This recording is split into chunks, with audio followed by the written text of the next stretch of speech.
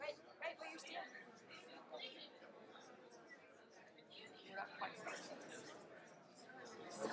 Good afternoon. Hello. Everybody ready to have a really interesting time? Absolutely fantastic. We're just waiting for a couple more folks to come on in, and if you are seated with a bunch of middle seats, you might want to scooch a bit to let the late arrivers find themselves a space on the end. Let me go ahead and introduce our wonderful musicians that we have today. And I'm taking this from some words that they have on about themselves. And so we're very grateful today. We're going to start our event with Rita Hoskins. And here's the quote. In a wavy world where we often struggle to swim, singer-songwriter Rita Hoskins paddles up and canoes us through black holes, sinks of dirty dishes, demo derbies, and wildfires until we safely arrive at shore. She has the spirit, and she knows how to reach ours through her grace, heart, chops, and spunk, and the able help of her fellow musicians. With award-winning music spanning 9 albums and 20 years of touring, this country folk troubadour is a heavy hitter in the Northern California songwriting scene. And her nexus to us today is that last year she released a short collection of what were called public service songs on climate change and adaptation and mitigation. The project is called Climate Country Radio and aims to especially help rural populations in a fun and memorable way. The recording was funded in part by the California Arts Council via the Upstate California Creative Corps. Rita is joined by musicians Sean Fader on dobro and banjo and Bill Dakin on upright bass. Bill is a longtime Cool Davis volunteer, go Cool Davis, and advisor, and is currently a chair of our Home Energy Task Force. Welcome them, please.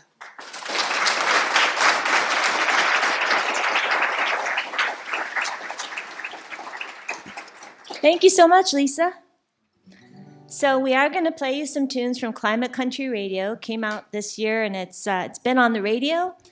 And it's also on my website for free, so you can download it there. But the songs are divided kind of into 2 categories. One is about climate change adaptation, and one is about climate change mitigation. So we're going to do 2 songs first on adaptation and a couple songs on mitigation, if that makes sense. The first one is called The P's of Preparation, because as we know, emergencies are more and more popular these days. It's repetitive. It's meant to be so because there's something I want people to memorize, and they don't have to look anything up. They've got the melody in their head in the moment. 1, 2, 1.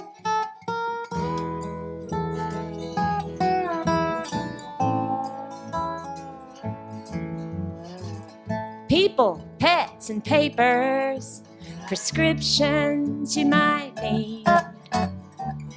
Pictures, phones, plastic, and pewters, Apple or PC.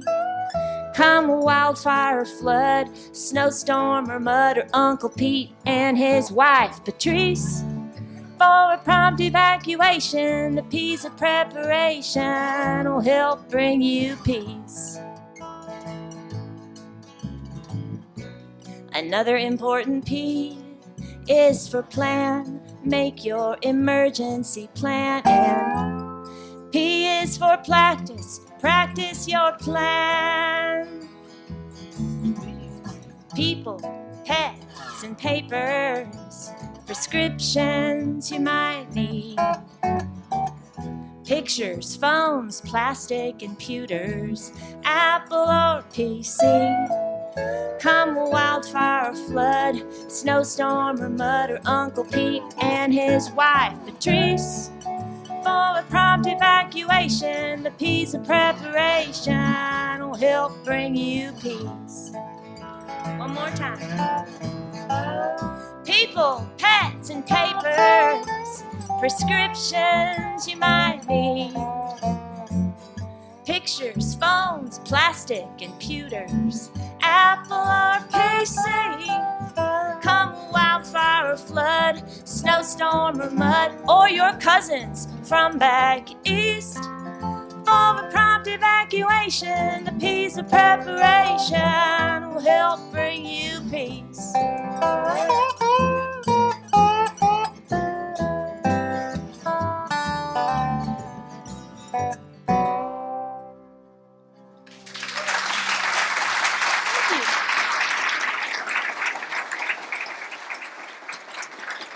Thank you so much. So like I said, they're public service songs. They're short and they're meant to work like public service announcements. And a lot of the radio stations that played it up in most of the 19 most northern counties of California where the grant was targeted used them quite a bit this fire season, which was great. This next one is modeled after an old traditional tune called I Am a Roving Gambler. If you're a bluegrass or even Celtic kind of person, you might like that song. But I changed the words, and it's instead, I am a roving ember. Should I play banjo? Yeah? Yeah. Ready? 1, 2.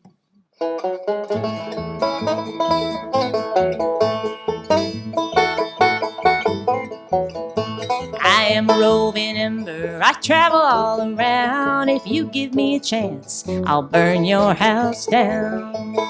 Burn your house down, burn your house down. You want to keep your valuables, you want to keep your house. There's some things that you can do, I'll tell you right now. Tell you right now, tell you right now.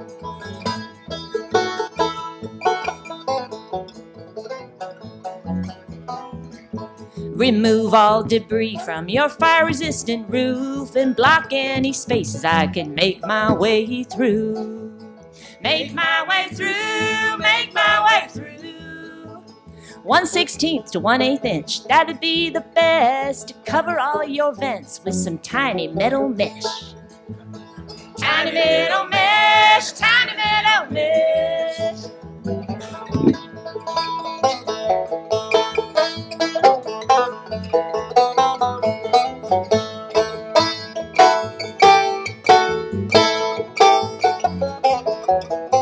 Your eaves should be boxed in with fire-resistant stuff and clear 5 feet all around. No leaves, mulch, or shrubs. Leaves, mulch, or shrubs. Leaves, mulch, or shrubs. I am a roving ember. I travel all around. Listen to my words or I might burn your house down. Burn your house down. Burn your house down.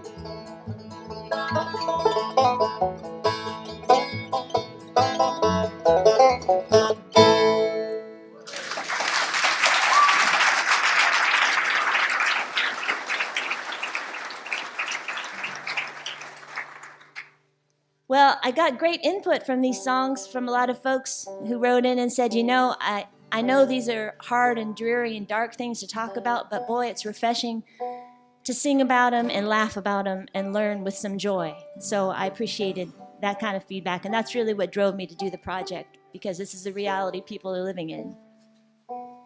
So the next one is we're moving to the mitigation now, and I told the state that I would write a song on energy conservation.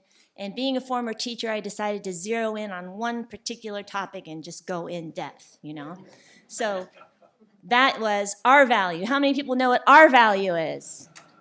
That's impressive. That's good. Preaching to the choir here. All right, well, we're going to play it. If you don't know, now you're going to know everything you need to know about R value.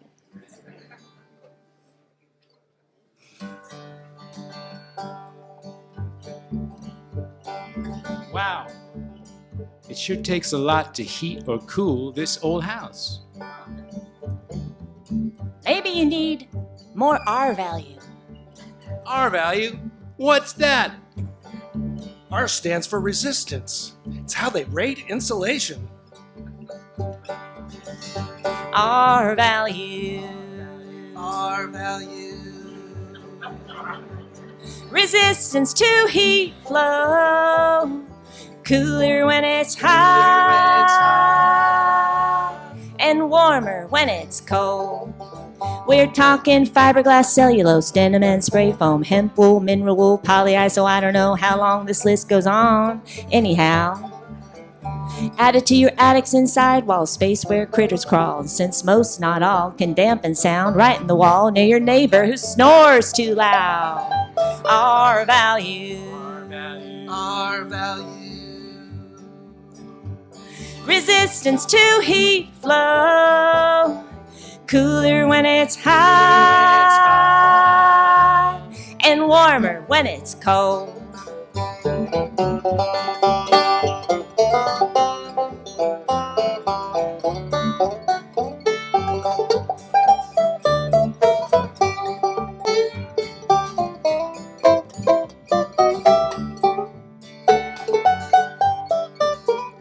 It can lower your heat bills, lower your cool bills, use less energy, do more comfortably, and your HVAC won't have to work so hard.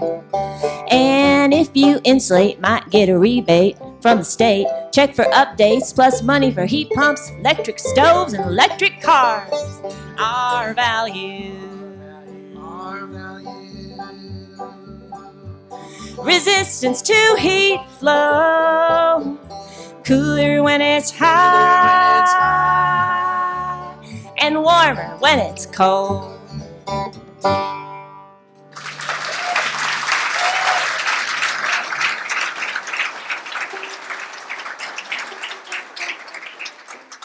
Thank you. Well, we've got one more song. We were so excited to get the opportunity to open up for Stan Robinson. I mean, that's like better than Willie Nelson.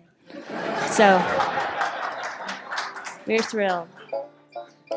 This tune's called Net Zero Heroes. It's about the tools we have at our disposal as everyday people to work on, working ourselves toward net zero. And I need you all to help us sing the chorus, all right? And we're in this beautiful room, so it's going to sound really cool. So the words are just Net Zero Heroes, and it happens twice in a row every chorus. And we're going to practice in the first part, and then we'll do the song, all right? Yeah? Okay, good. Net Zero Heroes. Okay? Net Zero Heroes. A couple more. Net Zero Heroes. Net Zero Heroes. Nice.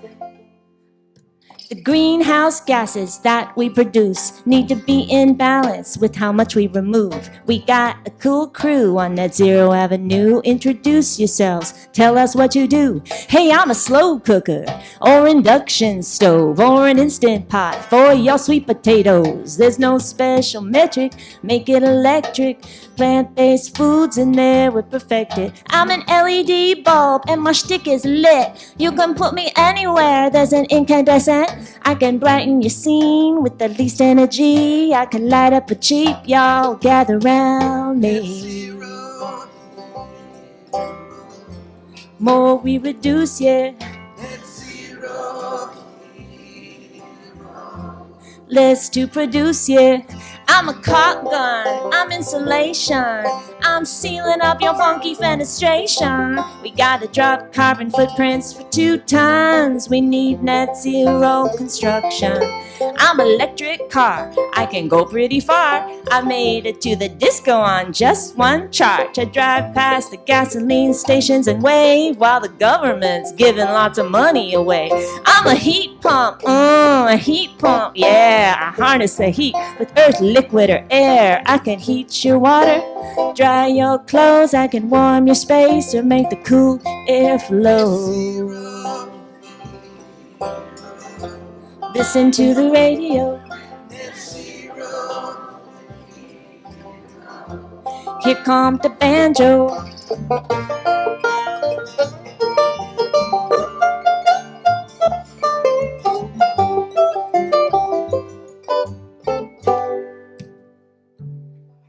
I'm a tree, whee! I'm a little shrub too. I'm especially native plants around you. I keep the place cool, soak up CO2, get the birdies and the bees. Here's something to do. I'm a ballot, a lean voting machine. I'm how you elect someone keen on green. I'm the best tool around for what you care about. You can vote them in or you can vote them out. I'm an action, a climate action, like an action listed in a climate plan. Plans are a start, plans get heard, but without the action, they're nothing but words. Listen to the radio.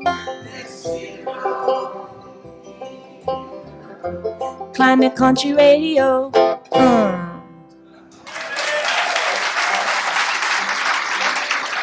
Thank you so much. Thank you. And if you like that, like I said, thank you. You can listen to that and you can download it and share it with your friends. And there's a QR code out on the info table in the foyer. And I hope you'll check it out and you can share it around. Thank you so much. And thanks for having us. And let's go here, Stan. Thank you so much. Give him another round of applause.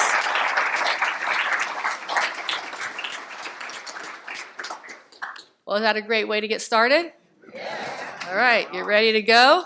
Yeah. Awesome. I'll take just a second here to welcome you all and our online audience as well. And we are going to get started by having a welcome from the Unitarian Church in whose hall we are at today, and also they will be presenting the land acknowledgement. And here to do that is Don Saylor, former county supervisor and also a long-term member of the Unitarian Universalist congregation. Welcome, Don.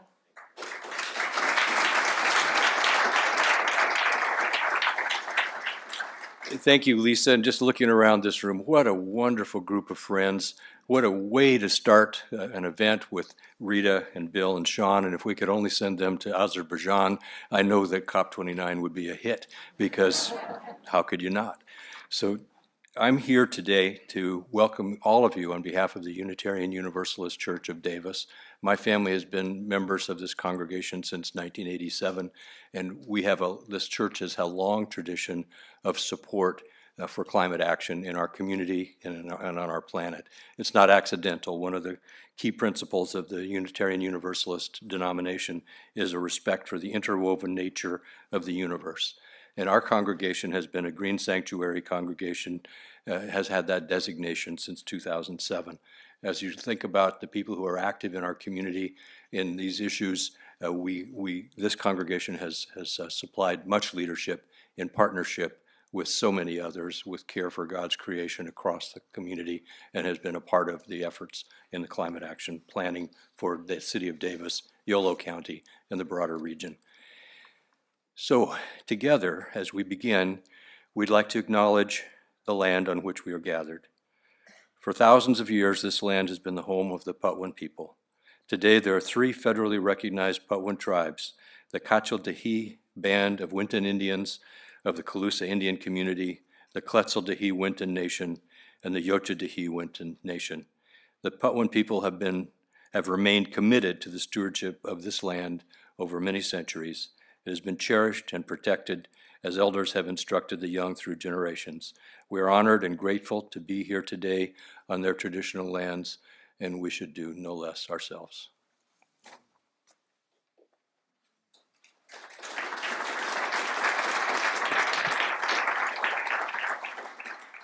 Thank you so much, Don. I really appreciate that. I want to take a minute here to call out some of our board members and others who are here. So Jan Troost, if you will. Julie Haney is also here, a board member. Kristen Hinnemeyer, right over there. And we have some cool Davis staff with us today as well.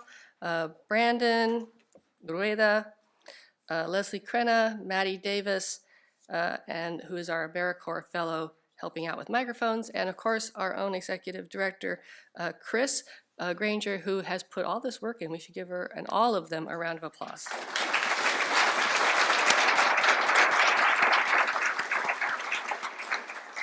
My name is Lisa Baker. I am Vice President of Cool Davis, and I am honored to be able to be your MC today. And all mistakes are mine, but I'm surrounded by amazing people, so that is going to be awesome. I want to take a minute to say it's a time of uncertainty, yeah?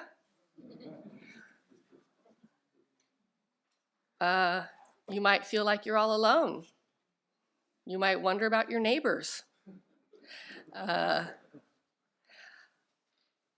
I think it's important to stand together. And I also think it's important not to let kind of the Sturm und Drang of national politics sway us anywhere in the country, whether it's local, statewide, regional, or national, from the need to effect change, which helps all of us.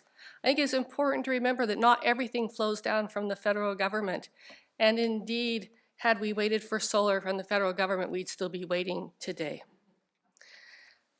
So there are many people who are continuing the work, and Cool Davis is one of those, and a home for all of us who are taking action. I want to say that I was reminded about Greta Thunberg. She says that the only hope is action, but I think it's also important to remember that we think of her today as an icon of the movement, but for a very long time, she was a much maligned teenager sitting on a corner with a sign that she painted. And not only that, but now that whole sign, that language is its own typeface. And she is a worldwide symbol. She did not do that from federal level down. She did that on her own, whether or not people agreed with her, because she thought this was important, and people heard her. And people can hear you, and people can hear us all. For those of you who don't know me, I work in the field of housing and community development, and that's a lonely business too. And then there's a lot of discussion about housing and where it goes. And if we always had to wait until it was perfect, I'm pretty sure we wouldn't have built any housing since the 13th century. But we persist. And sometimes you persist by going sideways. If you are up against an obstacle, you know you have friends in Cool Davis who can find the other ways for us to be able to get there. I like to think of this saying by Dolly Parton, that great philosopher of America, who says, if you don't like the road you're on, make another one. So that is what we're here to talk about a little bit today. I want to take a moment, though, to thank you all for your donations this season. I want to talk to you about a couple of strategic initiatives we have. One of those is support for renewing our communications, materials, and data tools so we can serve people better. In my work in housing, I'm also a trainer and curriculum developer in the spaces about bias and their impacts on housing.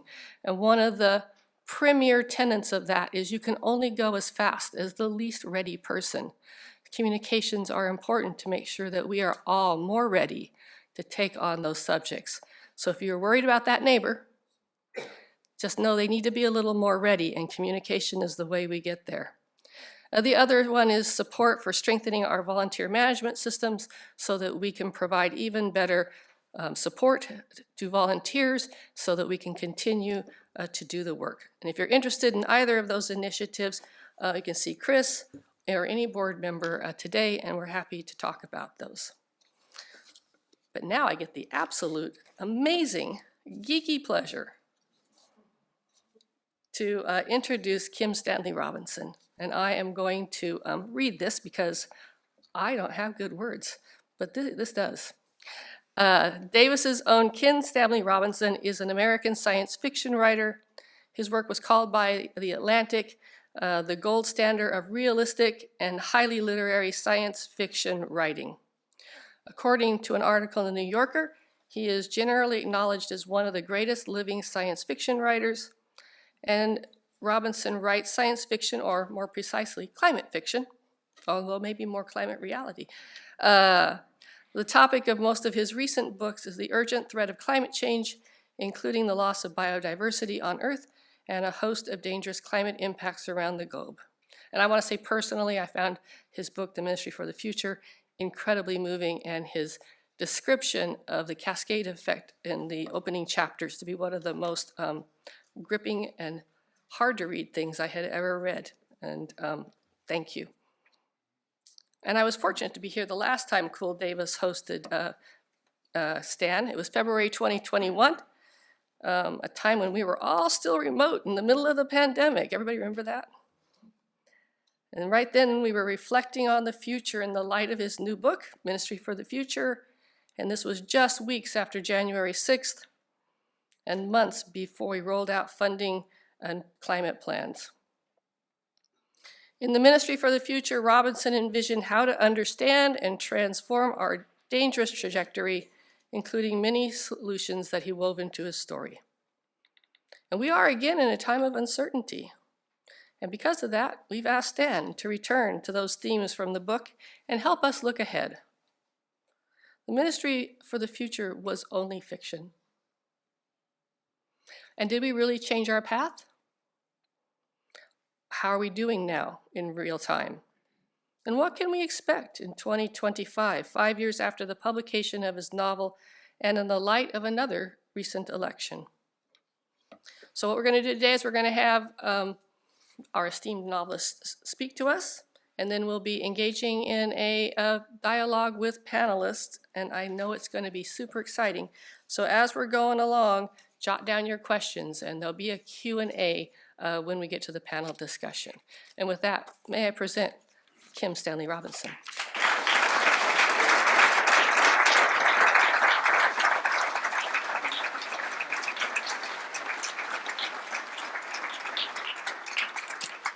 Well, thank you, everybody. It's a pleasure to be here, an honor, and a particular pleasure to be talking in Davis to family, friends, and neighbors and townspeople that I've known for most of my life now. So this is a special thing for me. I'm going to speak for 30 minutes or less. We'll see how that goes, but not more. And the Q&A, as was explained, will come at the end of the day, and I'm looking forward to questions at that point. I guess I can't get away without speaking briefly of the recent election, although I wish I could. Dang. I had it called exactly the opposite, and so it was a shock, and I was dismayed. I refer you to chapter 61 of the Ministry for the Future, since I'm at a pulpit, which speaks of bad responses to climate change, resembling the Mask of the Red Death by Edgar Allan Poe, Party Since You're Doomed, or The Götterdämmerung by Richard Wagner. Since you are going to lose, you better take the world down with you as the obvious solution to your defeat. The Götterdämmerung syndrome, the Mask of Red Death syndrome. There are other bad responses. And then there's the responses of anger, grief, dismay, shock, and an intense anxiety as to what might come down for both us and for the generations to come. These are all real and can't be denied, but they can be opposed by action. And I guess I would advise, as I often advise myself, because I dislike it so much, the soap opera of American presidential politics. I'm extremely envious of Switzerland, where Lisa and I lived for 2 years, where the president is composed of 7 people. No one knows their names. They do the executive function. They're representatives of their party. They collaborate on the decisions that the executive branch makes. And the Swiss Constitution, which was modeled to a certain extent on California's Constitution, because it was only written and revised in 1874 or so, included that, and I wish we could back channel that, but it's a parliamentary system. It's not going to happen, so it's a wish on my part, but it's something to remember. it's not really a soap opera of personalities, as if we were judging people in some kind of a reality TV show. It's government, of the people, by the people, and for the people. And the people who are actually performing these functions for a short time, they come, they go, the government remains. It's the people's company. If you deliberately hire people to wreck your own company, you're making a mistake. You'll see that at some point, and we'll go on from there. So let's try to, I often use this metaphor because I grew up next to a river estuary of the river when it hits the ocean. There's a lot of cross-chop at the surface. The river's flowing out, the tide sometimes is flowing in, it sometimes is sucking down. You get incredible cross-hatchings of the sand at the surface because the surface of the water is disrupted with an incredible cross-chop. Quite beautiful to watch for hours. But which way is the current underneath going? That's what you maybe can't tell until you step thigh deep or waist deep into it, and that's what matters. So I'm not saying that the tide's going the right direction right now, but I'm not saying it's not either. Two things are happening at once, the bad and the good, when it comes to climate change. And I'm going to shift now and just talk about climate change from the angle that I've seen since the Ministry for the Future came out, and even before, but I can tell you that the last 4 years of my life have been consumed by that book, and through that book, climate change issues. I've traveled the world, burning a lot of carbon to do so, hoping that things that I learn and disseminate might make up for that carbon burn. It's something that we can talk about, actually. What you might call the carbon dioxide overshoot. We have about 420 parts per million of CO2 in the atmosphere. We almost certainly have to return it back to 350. It's part of the genius of the title 350.org. And that's billions of tons of carbon dioxide for which we have very little need.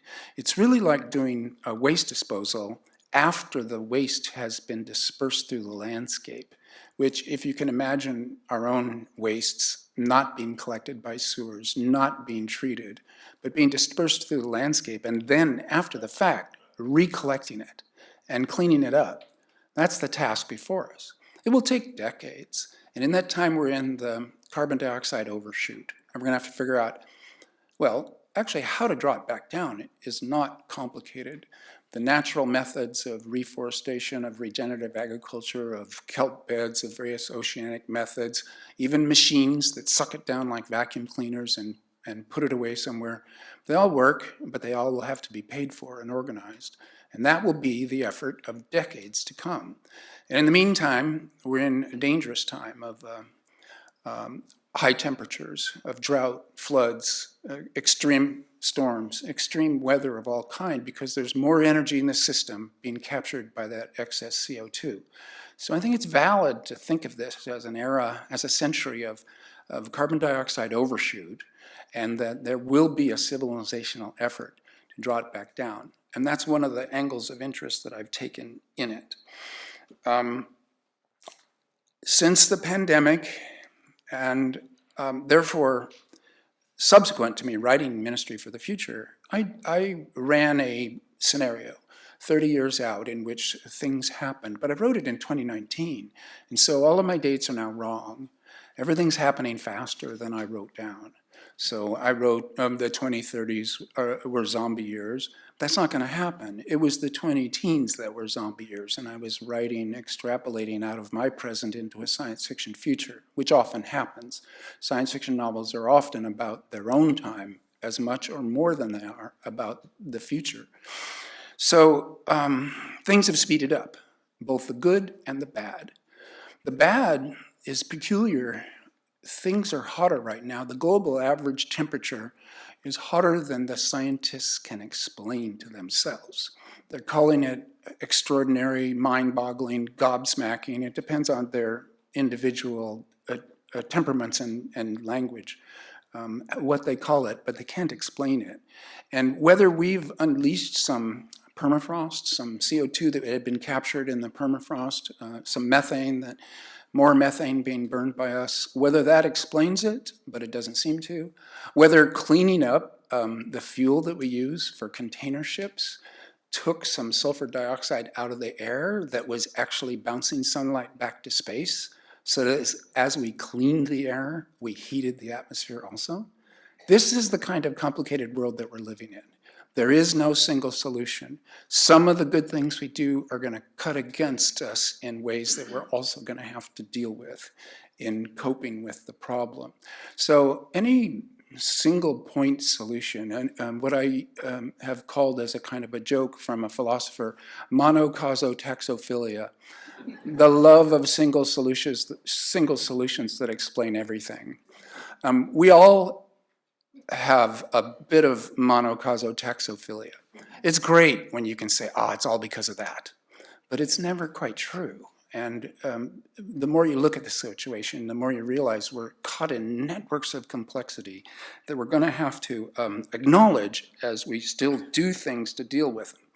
So bad things are accelerating, and this election shows there's a certain denial of the problem that is maybe accelerating, and that's a bad thing too.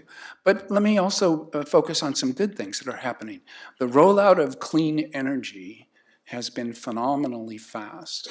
And now solar power is cheaper than coal power. And so we live in a world where money talks, and sometimes you might think money rules.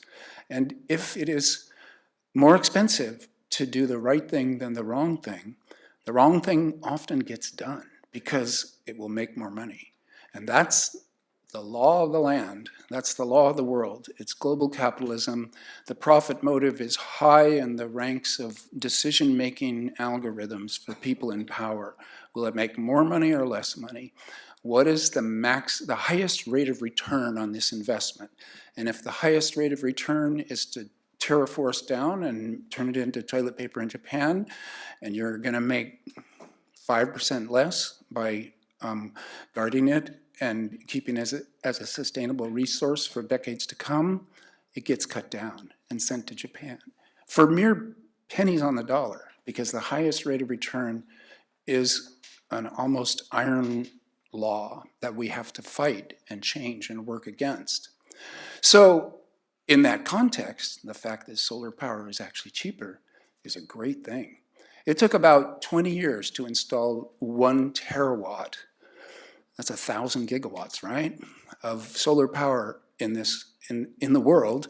And then the next terawatt took 2 years. And that is being unrolled at a phenomenal rate in China, in India, in Texas. Everywhere, solar power is taking a lead to the point where we may indeed electrify our energy base and stop burning fossil fuels, which of course stopping emissions is step one, and maybe the main thing in combating climate change is reducing our emissions to net zero. It was wonderful to hear Rita and Sean and Bill play these songs about our shared dilemma. It's been too long since I've heard that beautiful voice. So the good things are happening, and the bad things are happening. They're in a race. They're both accelerating. We are in a fight. It's not just a struggle. It's a fight, because not everybody sees it in the same way that we do. And so in a fight, you have to make moral choices. If the other side will do anything, what are you allowed to do within your own moral compass to oppose them? This is our dilemma, and it's not an easy one. Entire bodies of tremendously great literature have been written, like, say, John le Carré. His British spy masters are opposing a force they feel will do anything. They themselves have some scruples, but on the other hand, they can't afford to lose. So it's peculiar, the situation that we're thrown into. It's not simple, and the fight is a real thing. It's not going to happen inevitably because it's economically smart. It's going to happen through the course of a fight. Now, what I want to now switch to and bring to you because I've gotten an education there by direct experience that was quite a privilege as well as supremely interesting, is this COP process. It seems appropriate. This Sunday is the midday of COP29 in Baku, Azerbaijan. And it's, as usual, at the halfway point, they're in terrible trouble. Documents that should be 2 pages long are 35 pages long. They're already doing all-nighters. The diplomats involved, whom I quite admired, at least 65 to 70% women in their 40s, lawyers, diplomats, activists, are working word by word on documents that they really believe in.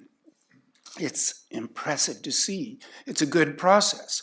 But just this first week, a letter was put out by Christiana Figueres and Johan Rockstrom and some other people saying the COP process is no longer fit for purpose. Well, Christiana Figueres was the one who at COP15 in Paris got the Paris Agreement signed. And when she says the COP process is no longer fit for purpose, and Johan Rockstrom, the leading scientist of planetary boundaries theory, that we have about 9 kinds of relationships to the biosphere that have biophysical boundaries that can't be broken, and about 6 of the 9 we have broken, that this is a non-negotiable arrangement with reality itself, that we are wrecking the planet for future generations. Johan Rockstrom is good, a Swedish person working at Potsdam, Germany. It's a worrisome thing, and I think, why they said that. The COP process is, every country in the UN has a representative there, team of representatives. So do anybody else who wants to come and gets listed as a representative there.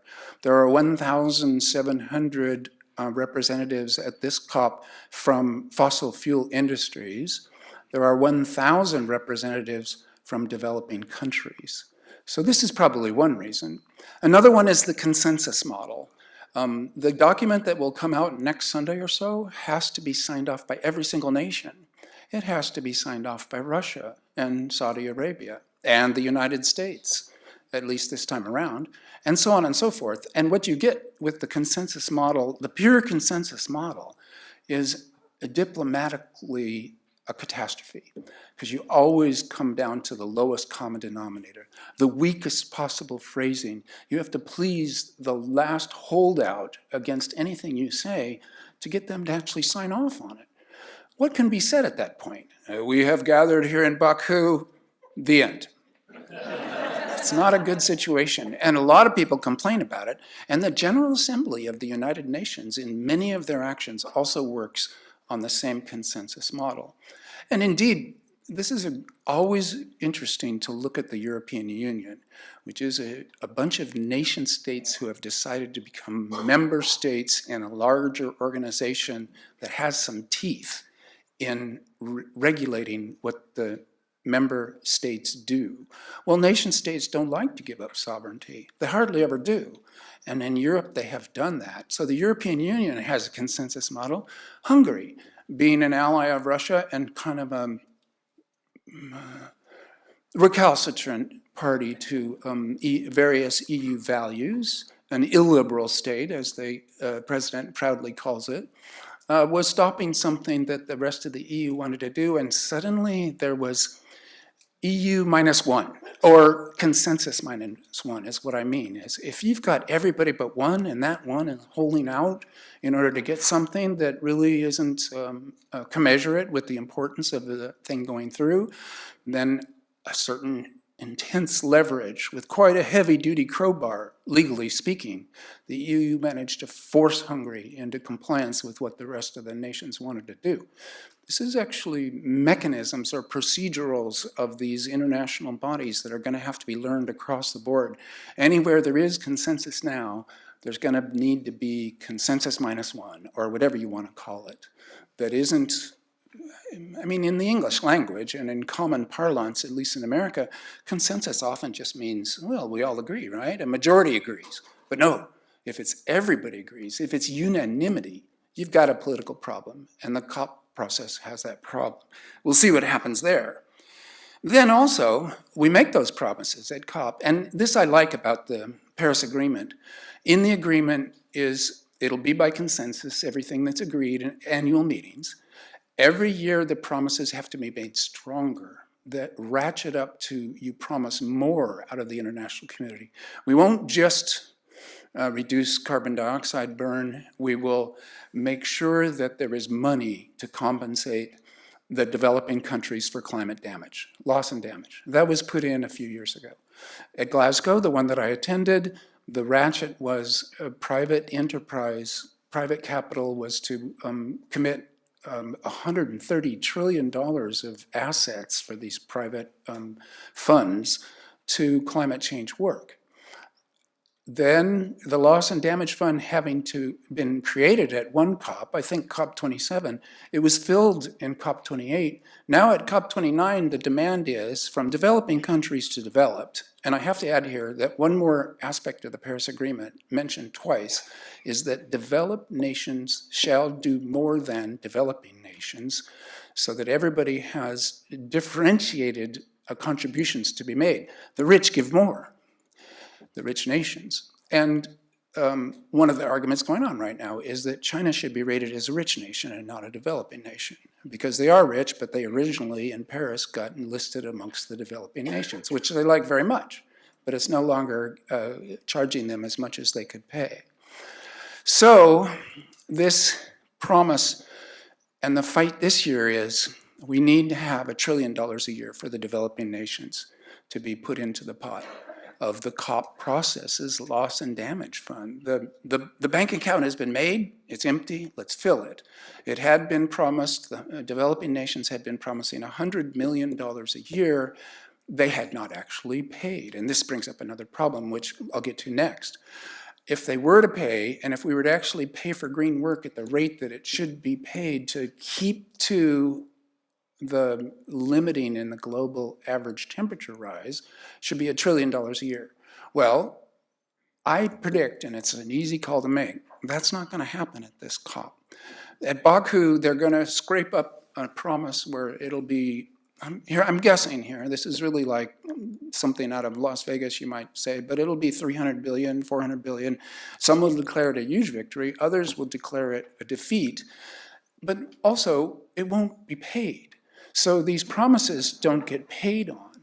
And that, let me come back to that. The whole system of COP, the whole system of international relations is a set of mutually agreed upon promises with no teeth. There is no sheriff, there is no jail, there aren't even any fines. So promises get made, and I sometimes I was comparing these Paris Agreement COPs to marriages. You promise to live together forever and be good to each other, and then divorce happens. Oh my God. But in 190 countries in a group marriage on one planet that they can't leave, then divorce is not really an option. So promises get made over and over again. Well, oftentimes people will renew their marriage vows, 20 years later or 50 years later. In our case, we do it year after year, and whether we live up to the promises or not is what happens afterwards. So, where's that money going to come from? And I want to describe some methods for it. Because this problem is real and has been looked at by experts all over, one possible solution has been cooked up by the International Monetary Fund. And now the United States started that in the post-war period. The International Monetary Fund is one of the many international organizations that was founded somewhat by the United States in order to spread the peaceful goodness of the United States worldwide as a kind of policeman to the world, et cetera, et cetera. And they existed like that ever since. And yet they are still bodies of money that are semi-autonomous to US control. And with some help from the Rockefeller Foundation's theoreticians, the IMF came up with something they call special drawing rights. And it's deliberately vague. What the heck does it mean? It means this: developing countries that are having trouble paying their debts back to the IMF, paying their people to work, the actual policemen, airport operators, etc., they will be loaned money in an indirect and banker-like way, I wouldn't call it under the table, but just complicated way, that they aren't required to pay back. Well, is that really a loan? Here, I'm going to give you a loan. You don't have to pay it back. Cool. I like that. You know, give it to me. And they have distributed more than $500 billion in special drawing rights that have helped any number of small struggling countries to avoid bankruptcy and defaulting on their loans to the IMF, but to other private banks that they owe money to. Well, this is super suggestive. And we have to stop burning fossil fuels. And there are any number of countries in this planet that run on the money they make from selling their fossil fuels. At the Paris Agreement, they promised to stop. When they come to their ordinary bank balance, they have to sell it or they go bankrupt and they no longer can pay their teachers, their army, their police, their airport workers, etc. Countries become failed states. And failed states we see on this earth, and they're bad. You don't want them. Understand that 75% of the fossil fuels on this planet are owned by nation-state governments, not by private companies like Exxon. Those companies are almost irrelevant. It's countries like Venezuela, Nicaragua, South Africa, Australia, one of the biggest, UK, United States, Canada, but also the Middle Eastern countries. Petrostates, they are sometimes called. Big amongst them, Russia. The petrostates are looking at a double bind. At Paris, they agreed, we're not going to burn any more fossil fuels. At home, they realize that's a recipe for catastrophe. So they're going to burn their fossil fuels in various forms of fire sales, cheaper and cheaper, to customers who are more and more desperate for it because they don't have good electrical, or they don't have resources of their own. What's going to happen? Well, it's quite bad, and the solution would be this. They need to be paid. They need to be compensated to go off fossil fuels. So then you get out of the moralism of, oh, these fossil fuel people are bad, they're all like Exxon or whatever. No, we're talking about nation states with ordinary citizens like us in there, dependent on their governments not falling apart. So if they were to, when I talked once recently about virtuous petrostates, a knowledgeable friend in the audience just laughed. He too was named Robinson. He said, that's an oxymoron, Stan. All of the petrostates are corrupt, all of them. And I said, okay, but wait, we still need to develop the concept of the virtuous petrostate. They would sign off on the Fossil Fuel Non-Proliferation Treaty. It exists. It's based on the Nuclear Non-Proliferation Treaty. 14 countries have signed it, including Colombia, which is the 5th biggest seller of coal on this planet. And when a leftist government, Petro and Marquez, came into power in Colombia, they said, we want to stop selling our fossil fuels. Please help us. No help came. They did sign the document, but they need compensation. The payment would have to be discounted, because now it's just poison and we need to pay people for it, but we need to get them off of it without actually paying them as much. They're going to take a haircut. It would need to be amortized, which is to say it would need to be paid out over a century on a schedule, because you can't just pay these kinds of sums out all at once. We're talking about multiple trillions. And then it would also have to be entailed, and so again, you give up a little bit on sovereignty, because these nation states would have to sign. There's a new document that this other Robinson, Mark Robinson, is involved with, the Extractive Industries Transparency Initiative, which combined with the Non-Proliferation Treaty, you would sign on to a certain set of practices that made sure that the money given to your country didn't go immediately into the pockets of a few kleptocrats that then rushed off to a neutral country. You would need it to go to the right purposes, and you need to sign on a line that there would be people from outside your country who were there to inspect, in the way of nuclear arms inspectors, what you're doing with your green money that you've been paid to make the transition off of fossil fuels. So this plan, the plan for virtuous petrostates and what they could do to make that happen, I shudder to think that this is my plan. That would be bad. And I'm not sure that it isn't my plan. So, okay, this is not good. It should be more than that. We need it bad. It's being discussed. The OECD is discussing it, the UN is discussing it, the World Bank is discussing it, the IMF is discussing it. But it's and also the Network for Greening the Financial System, an organization of 90 of the biggest central banks, including the US, China, Russia, 90 of the biggest central banks on the planet, and they're the ones that really make fiat money, and they're semi-autonomous to their own political governments, sort of. And those groups are all trying to figure this out. So I'm gonna finish by saying that we've got pieces of the puzzle. It's like a jigsaw puzzle in which you've got 1,000 pieces, and probably there were more, but think of those 1,000-piece jigsaw puzzles that we've all played, and it's at the very moment, and they're all out on the table, but you don't have the picture that they all correspond to. You know, or who is this? My friend Jim Kelly.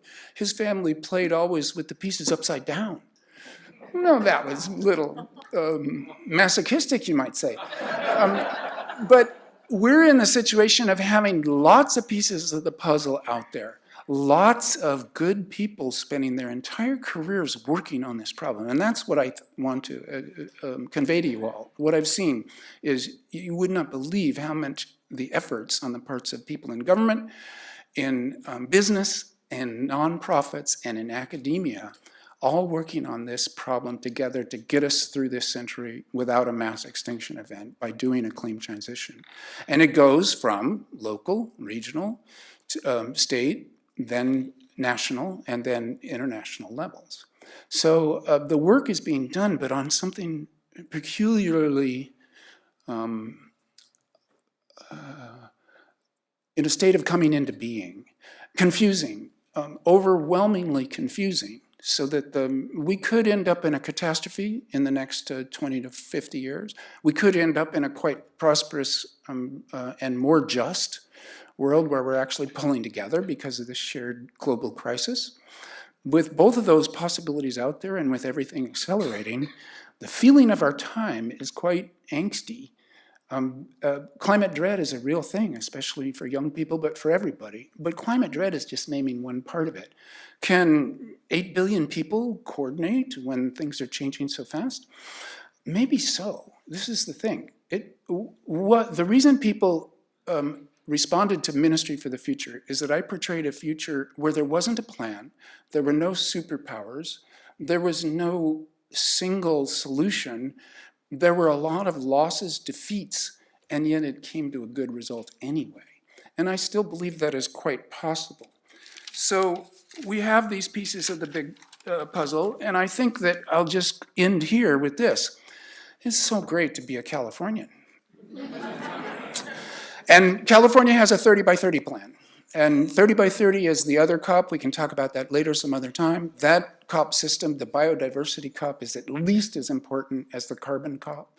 And going quite well, everybody has agreed that 30% of the surface of the earth and 30% of the oceans should be left alone to our wild cousins, the other animals and creatures alive on this earth. An amazing promise. And if we live up to it, we're going to be okay. All right, thank you.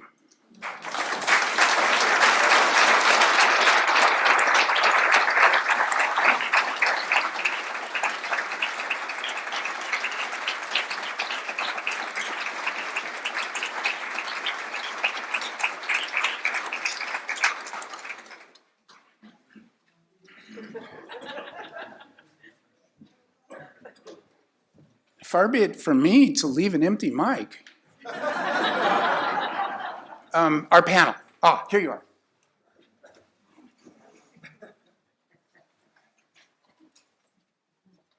Well, he's much more interesting than me, so I think we should give him another round of applause.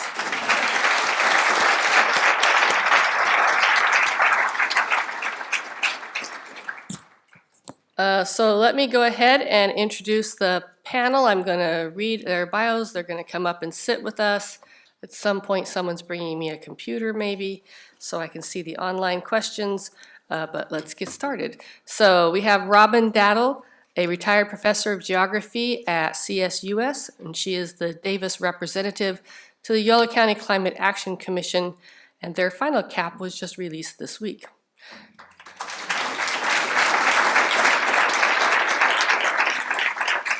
She is a leader with the Unitarian Universalist Justice Group and the Climate Crisis Action Team that have been systematically rehabbing and upgrading this space here at the Unitarian Church to be a community resilience center in addition to their climate advocacy work. Also joining us is Torrin Dunavant, Executive Director of Tree Davis.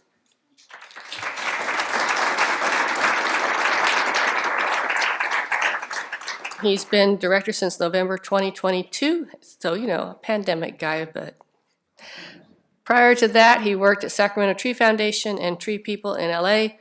Before participating with urban forestry, Torrin studied rhetoric at San Francisco State University and coached college debate for several years, so we expect him to really shine here.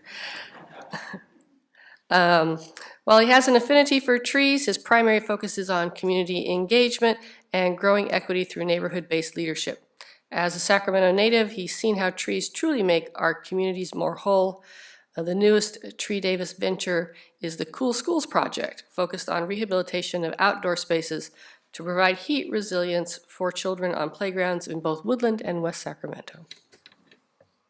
And next up, batting third base, I guess, Dave Springer, co-founder of Davis Energy Group, which is now Frontier Energy, and a colleague of mine. Throughout his career, he's designed energy-efficient heating and cooling systems for single and multifamily buildings, commercial and public buildings, specializing in hydronic systems, managing research projects to evaluate energy-efficient buildings and systems, developing new testing, HVAC products, and working with the Energy Commission to update codes and standards. He's managed and co-managed such projects as PG&E's Advanced Customer Technology Test, which we won't hold against him, the PG&E part, and the Ground Source Heat Pump Project and the Department of Energy-funded Building America Program Team, Alliance for Residential Building Innovation. Dave currently serves as a member of Valley Clean Energy Advisory Committee, which advises VCE on its program greenhouse gas emission goals for 100% renewable energy by 2030. It's a magic number.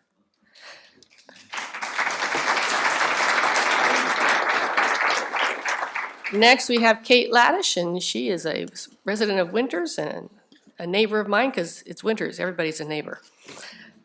A former community college geology professor, Kate Laddish's training is in geology, environmental planning, and science education with a focus on human-stream interactions and how people perceive rates of change. But taking together her interest in resources, engagement, emergency preparedness and management, along with disability rights, Kate serves as chair of the Winters Natural Resources Commission and also Yolo County's Voting Accessibility Advisory Committee and the In-Home Supportive Services Advisory Committee. She's vice president of the California In-Home Supportive Services Consumer Alliance, a member of the Puda Creek Council, Fire Council, and an appointed member of the California Standardized Emergency Management Systems Alerts and Warning, Specialist Alert and Warning Guidelines. She is also a co-founder and steering committee member of Democracy Winters, a nonpartisan group dedicated to strengthening democracy, upholding constitutional freedoms, and fostering informed engagement in local, state, and national politics.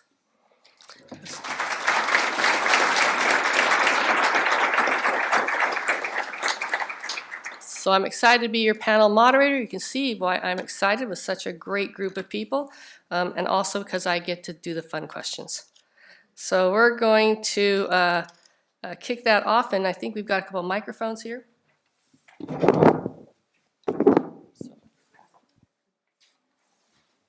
And I believe we have one for whoever's roving to pass through the audience when we get to that part, so I'm going to set that right there. Watch it roll off. Here we go.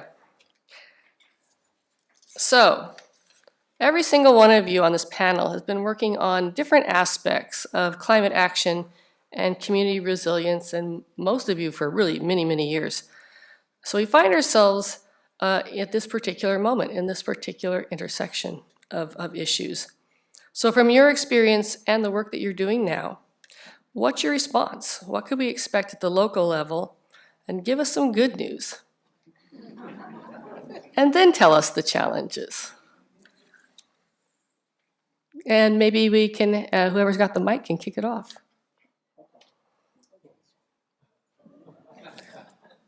Also in my spare time, I'm a member of the Winters Climate Action Commission, and we drafted the Climate Action Plan for Winters a number of years ago and finally became adopted by the City Council. And one thing that I've been impressed with is how little teeth it has in it. And I think it has an opportunity to educate and certainly set policy at a local level.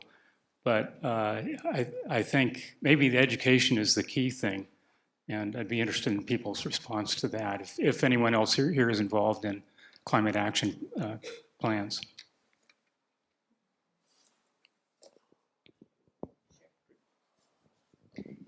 So I'm wearing two hats on this panel, and we'll talk a little bit about the Yolo County Climate Action and Adaptation Plan, which is about to be passed along from our commission to the County Board of Supervisors. We hope for their enthusiastic adoption.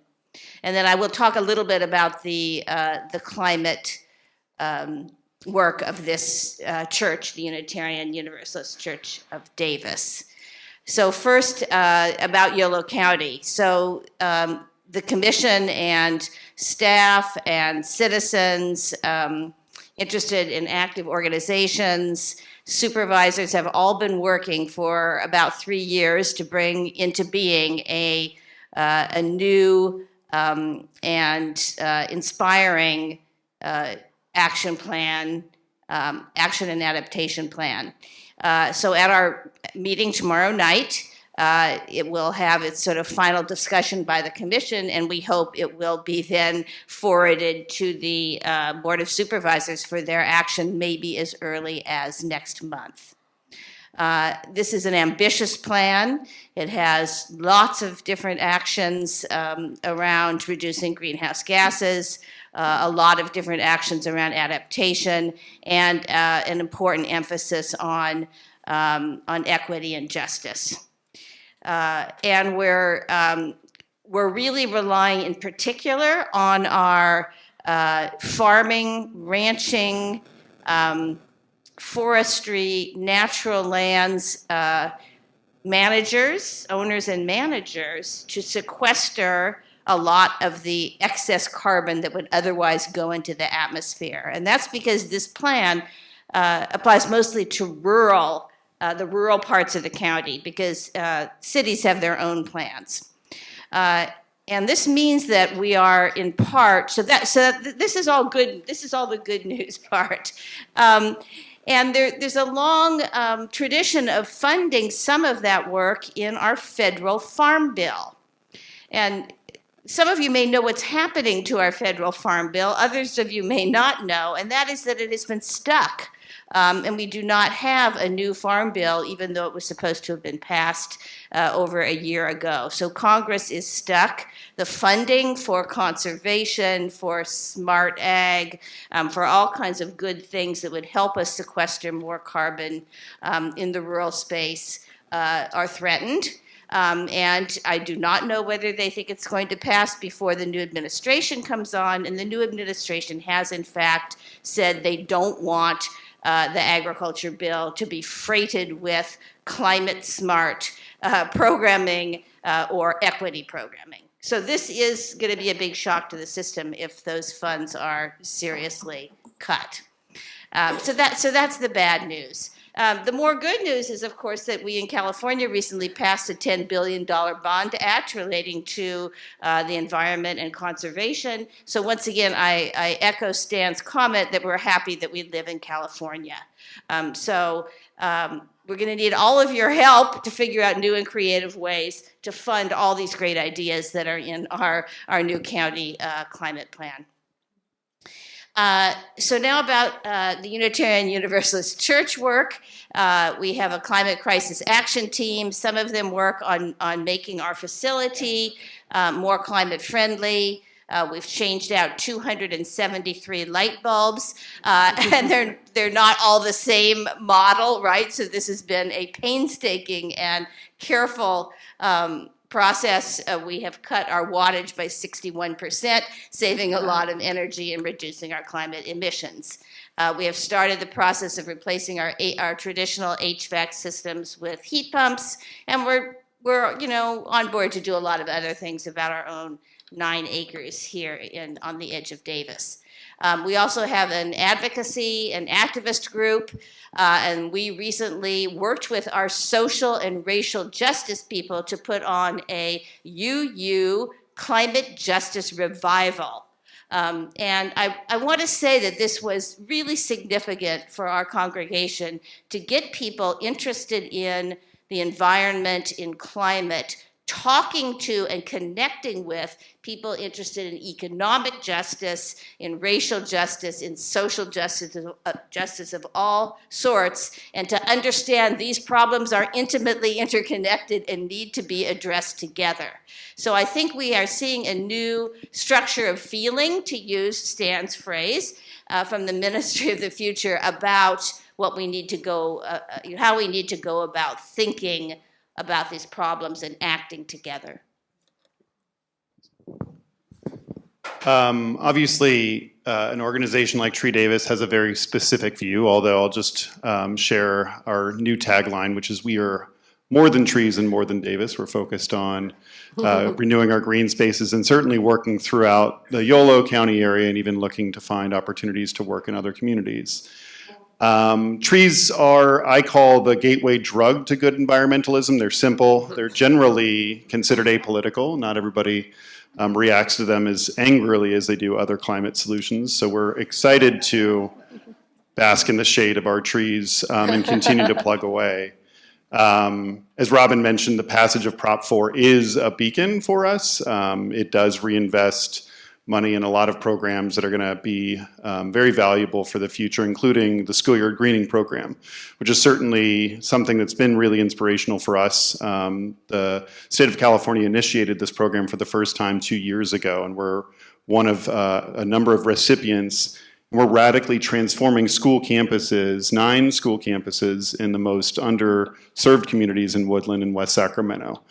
And what we're afforded to do when we're doing that is building the concepts with the community, going to the teachers and the principals and certainly the students and hearing what they want. And everybody agrees that these are transformations that are absolutely essential. It's just difficult. And so what it takes often is grand investment on the front end, and hopefully, it gets simpler as time goes on. I have a little adage that I work with, which is when you look at a space and you think, oh, there should be a tree there, and there's not, there's a reason, right? Maybe there's a sewer line running under it, or there's concrete, or there's chronic underinvestment from the local municipalities.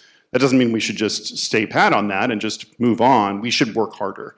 And so the investments that the state of California have been making over the last 12 years since the passage of AB 32, the cap and trade funding, has dramatically improved the urban forestry world. Since I've been around for a while, it's accelerated significantly, and then the focus on restorative justice as a part of it has been amazing to see, and continues to forge new ground for us. And so it is uplifting. Of course, it's frustrating to see, the federal government for the first time ever invest $1.5 billion in urban forestry solutions specifically as part of the IRA funding.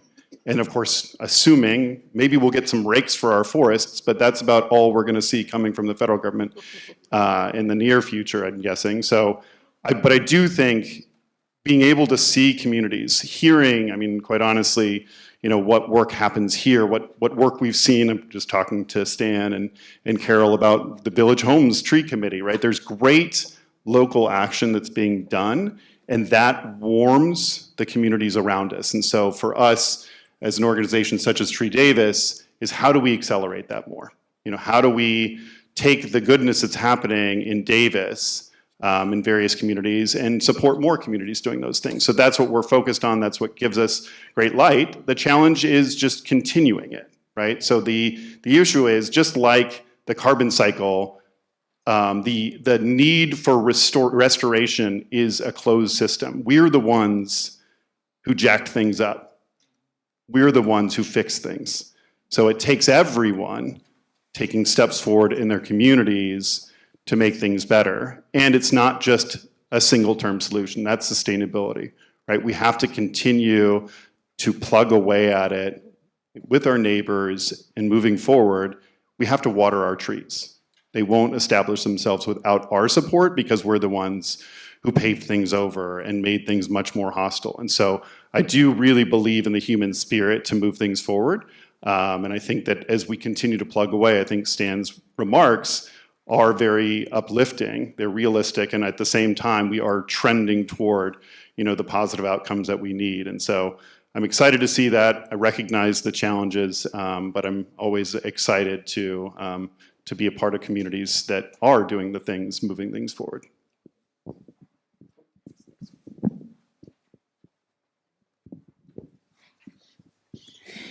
Thanks. Actually, I'd like to start by really quickly thanking Chris and Lisa and everybody with Cool Davis for this event, to Stan for his remarks, to the rest of the panelists, and certainly to Lisa, Sean, and Bill for their music. I was excited about this event before Lisa emailed me asking me to be up here. So I was going to be out there with all of you. So really, thank you for putting this on.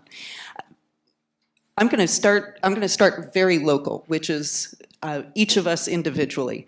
And it starts actually with definitions. And so I think about the difference between pessimism, optimism, and hope. Pessimism and optimism are both passive assumptions. So you can assume that everything is going to go wrong, or you can assume everything's going to go right. Both of them absolve you from taking any action whatsoever because you've assumed the outcome. And I don't find either of those useful. What I do find useful is concentrating on hope, because hope, for me, in this definition, is that I find it very hopeful to take action that will increase the chance that I will get the future that I want. And in this case, it's very much focused on climate and protecting the whole community. I think it's very apt that Rita started with the P's of preparation and included emergency preparedness and hazard mitigation in her songs. That's a lot of what we're facing with climate. I mean, it's a massive emergency. There are a whole lot of smaller emergencies tucked into it. Granted, on the individual scale, they seem massive. I mean, the LNU fires, that's massive. But compared to global climate change, it's more discrete.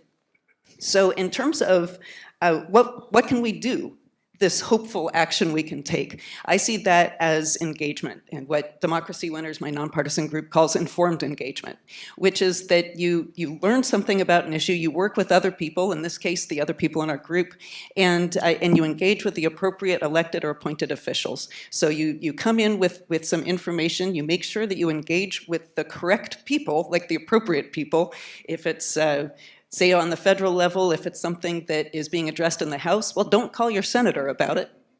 They can't do something about it. And make sure that you call the people who are representing you, because the other people can't earn or lose your vote. So it doesn't make any difference if you contact them.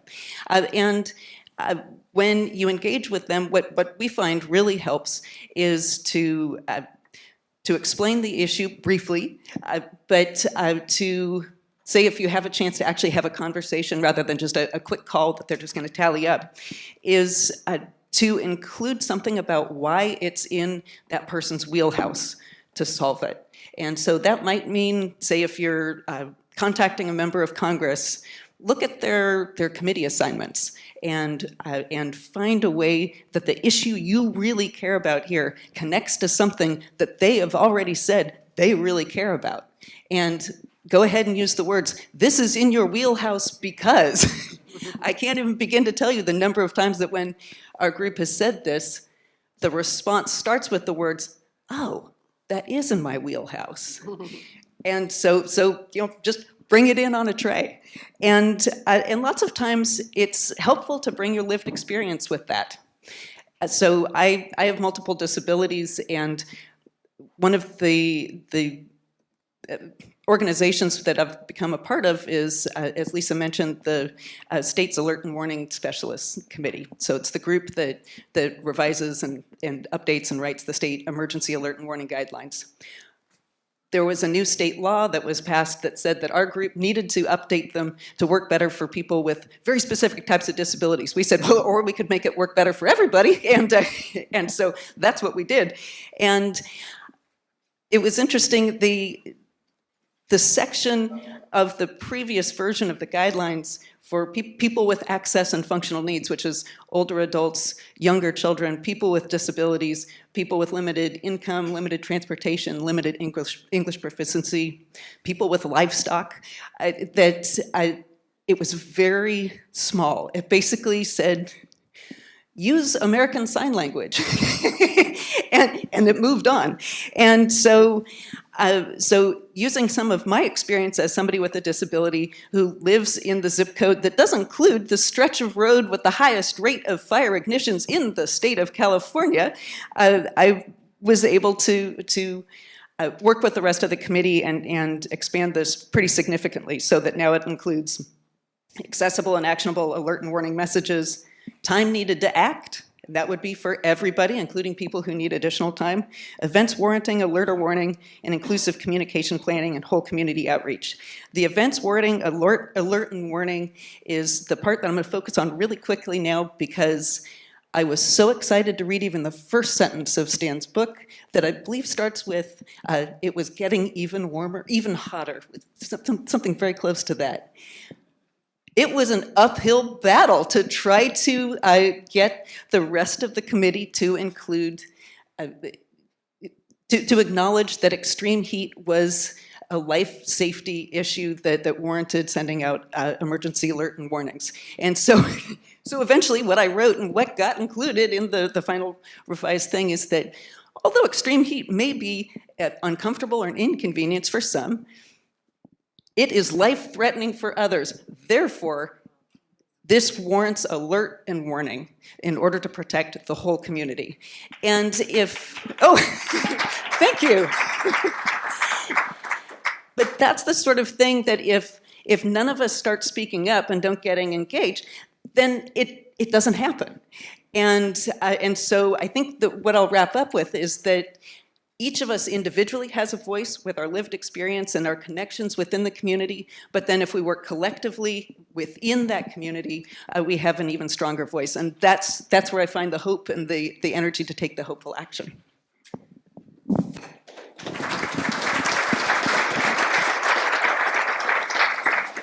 So put a pin in that for a second, because I'm going to come back to that concept, but I have a request to add something.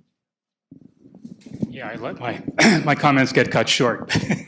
I just wanted to comment that we're working with the Energy Commission to improve codes and standards statewide, and one of the things is developing a heat pump baseline. So when the builder builds a new home, he has to be basically the compliance has to be based on a heat pump instead of a gas furnace. So that's a huge advantage.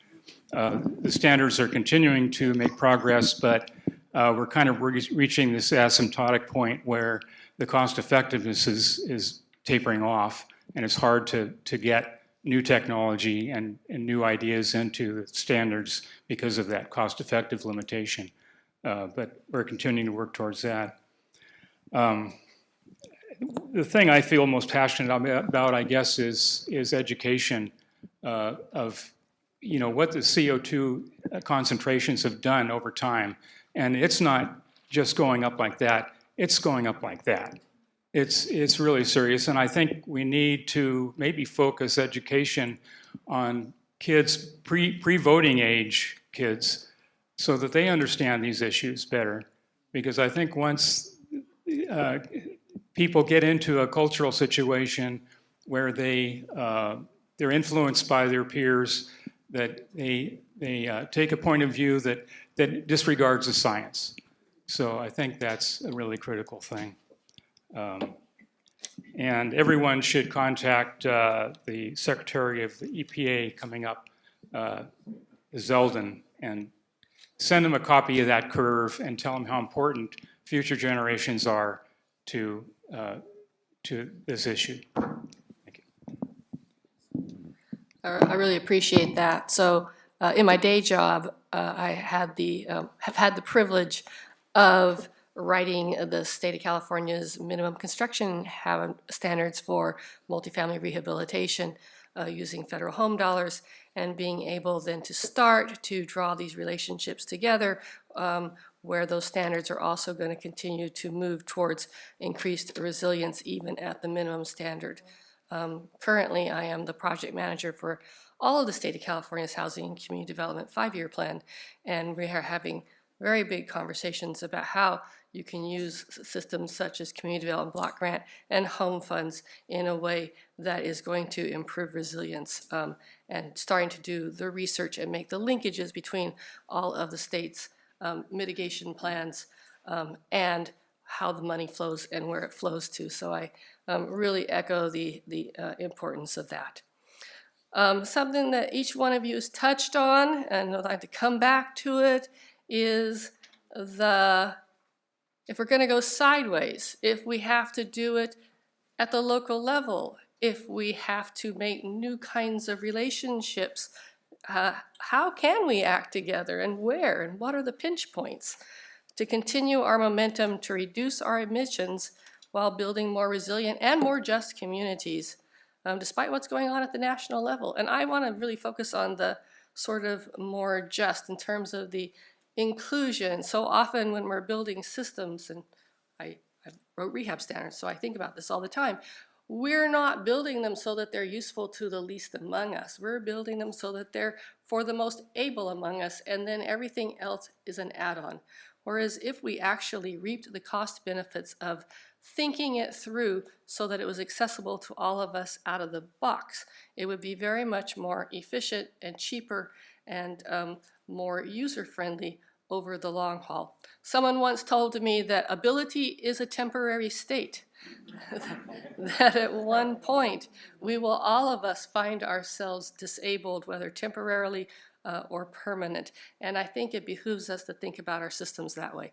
So if we're thinking about our systems and if we're thinking about momentum, I'm going to pass it on to our esteemed panelists to tell us how we can do that.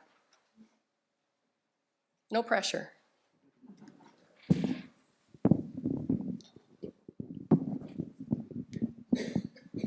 All right, so I think, Lisa, in there you asked about kind of if we have to go sideways, if we're not able to just kind of plug forward with the way that we're hoping. And I'm going to start with a brief story, which was 20 years ago in Calaveras County. My parents were getting their piano tuned, and you're thinking, and what does this have to do with climate? But the piano tuner at one point says, "So, y'all environmentalists?" And my mom answered, "Well, of course we are." And my dad took these 3 large steps in from the kitchen and said, "Oh, common sense environmentalists." And the guy says, "Oh, yeah, well, okay, well, that's fine." And I thought, all right, that was brilliant, because this guy had asked it, and the way that he asked, there was a divider. He was about to go kind of us versus them and something combative. And instead, I mean, how can you argue against common sense environmentalism? My father said later he was so glad that he and the piano tuner did not then sit down to define what they each thought of as common sense environmentalism. But the point that I took from this is that language can really make a big difference. It ties in actually with what Dave was saying about education. And so I find sometimes while I'm comfortable using the phrase climate change, for some people that's going to seem sort of branded within, that's like left-wing language. And so sometimes referring to climate reality, sometimes that works, or sometimes I just move past the word climate and talk about protecting our community and keeping, strengthening our community and finding language that is palatable to across a range of kind of mindsets and political, socioeconomic stripes. And so lots of times with that, you can get past that initial acrimony and divide. And sometimes if you come into it with just like specific solutions, I'm going to get back to heat. I'll just say, there's a reason I get really exercised about extreme heat is I develop incomplete quadriplegia, partial blindness, my hearing goes, and I become unable to speak when I get too hot. And so I feel fairly passionate about about avoiding this, and so advocating at the local level or further about trying to say minimize the urban heat island issues. I can talk about how we need to support the whole community, but sometimes what's also going to get traction is to talk about the economics of it and to say, you know what, actually for our business climate, this is going to be so much better if in our downtown area we're able to dial down the heat, and so that it's not going to be, we're not going to have galloping overnight temperatures, and people are still going to be able to come, say, to downtown Winters and to our thriving business district. And so sometimes you're able to get at things that way, which might be a different way than you originally started thinking of it.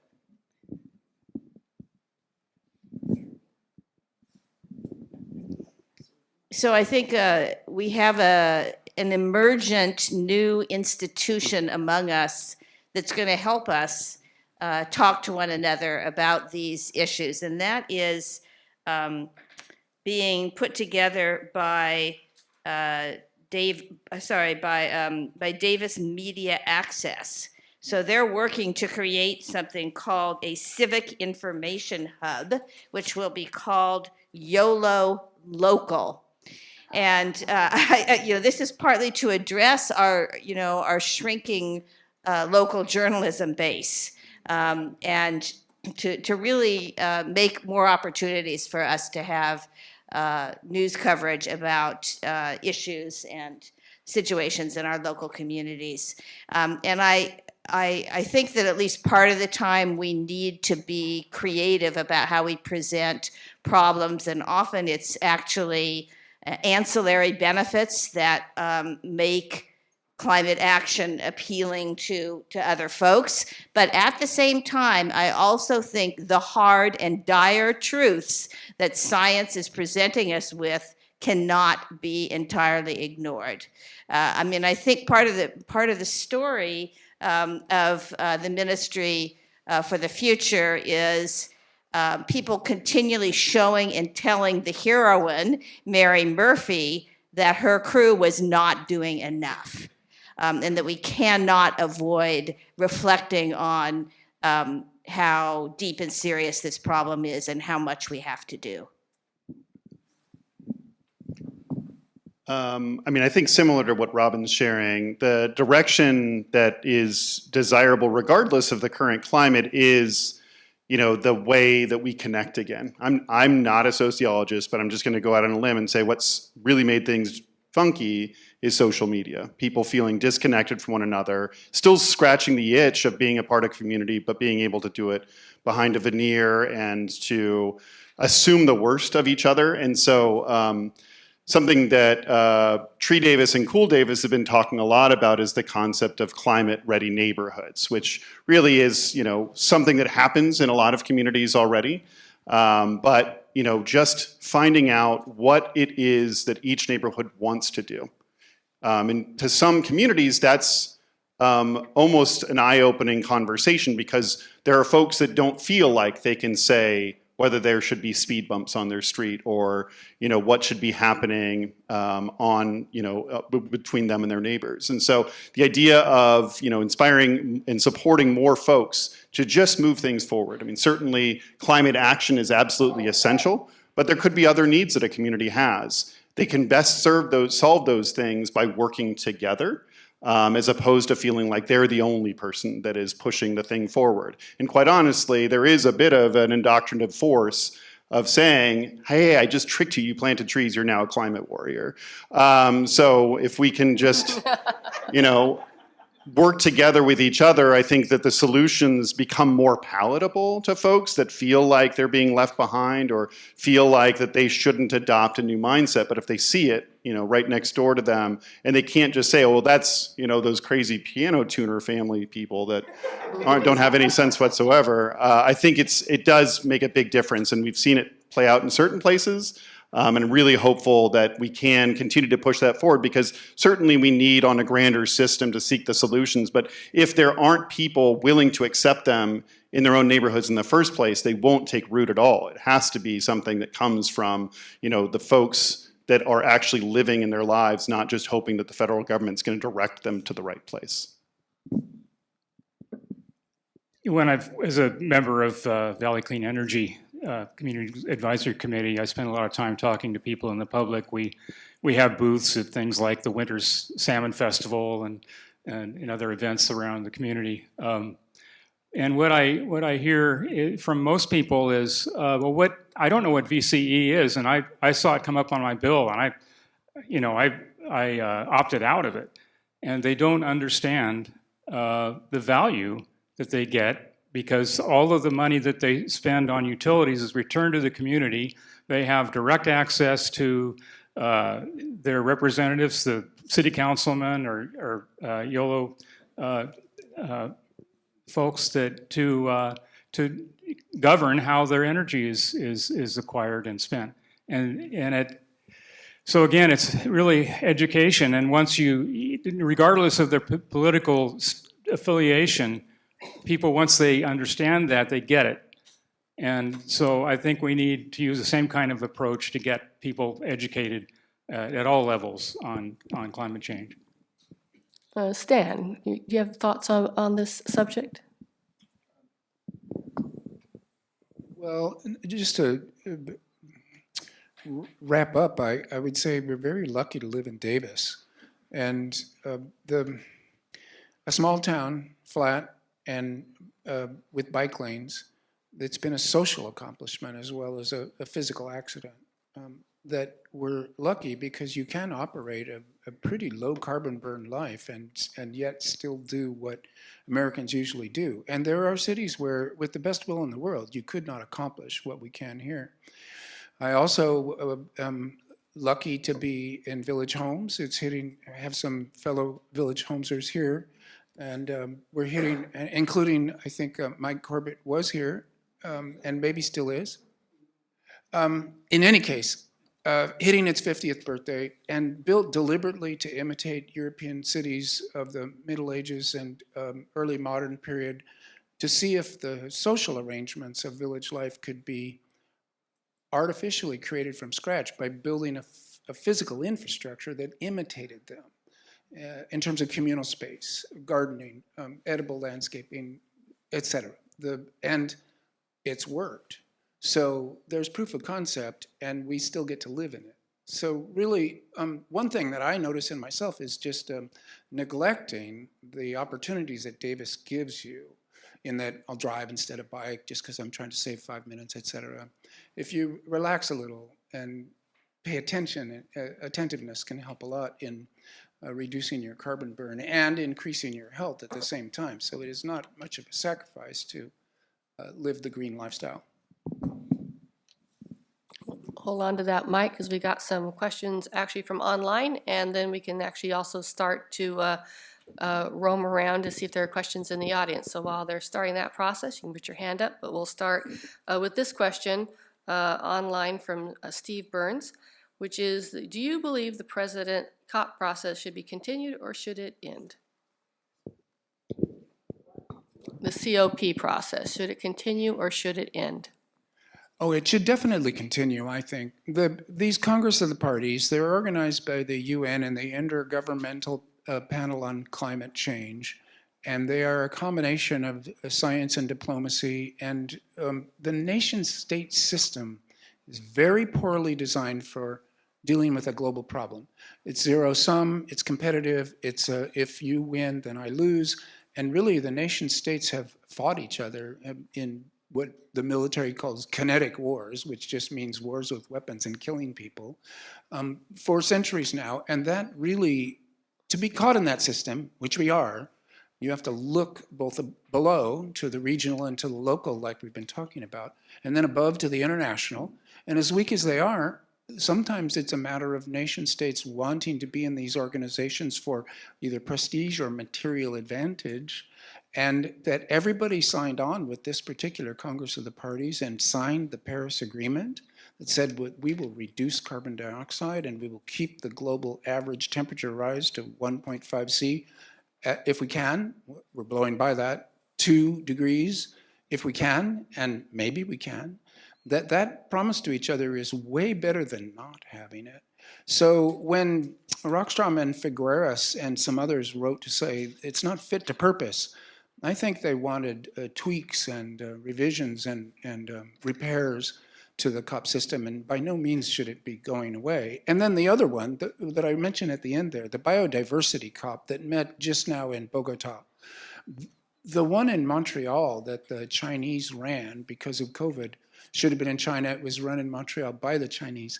That 30 by 30 agreement that the International Maritime Organization followed up with Oceanic version of the same thing, that was world historical. Things don't get reported properly in the press because the press is consumed by the soap operas of personalities. At the structural level, 30 by 30 for land and ocean is world historical. If we do it, and in California, it's a matter of law. I met the woman that runs our California 30 by 30 process, Jennifer Norris, appointed by the governor and running for us as citizens of California. California is right now at about 24%. And that's because we got a lot of empty land. But it's also a process of we're going to get to 30 by 30, and everybody working on that talks about 50 by 50. So this is a part of the COP process. And it deserves critique and improvement. But the idea of abolishing it is like saying, you know, why don't we go back to the failure of the League of Nations? And what happened after that? Well, we saw what happened when the League of Nations failed, right? World war, utter devastation. So these international organizations are precious. Thank you. Anybody in the audience, if you raise your hand, they'll bring a mic around to you. Is this working? Perfect. Thank you. I'm a long-time Davis resident. I really appreciated the points that you made this evening. Very uplifting. I look around and see, unfortunately, that a very small proportion of the population of Davis is here. We're up at somewhere around 65,000. And I don't think we're close to 65,000 here in our audience tonight. And I felt there was something missing in spite of all the wonderful things that you all said. And I really do appreciate them and believe in everything that you said and do my darndest with my having planted 18 trees in my lifetime here in Davis. I believe wholeheartedly in what you're saying. But I didn't hear you suggest ideas about how we can get the remainder of Davis packed into our meeting space so that we can have our entire population going in the same direction towards the same thing. Thank you.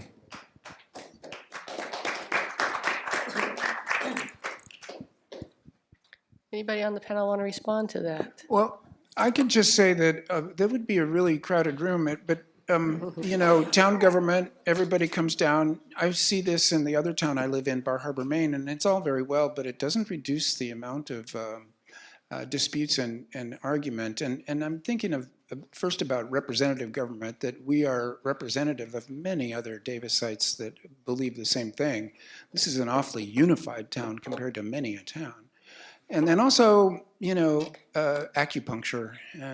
We are the tip of the needle, and we stick in, and then the rest of the organism responds.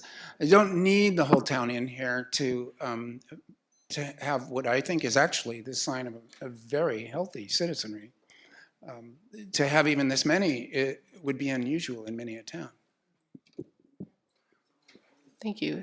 Other questions? Oh, we have a hand over here.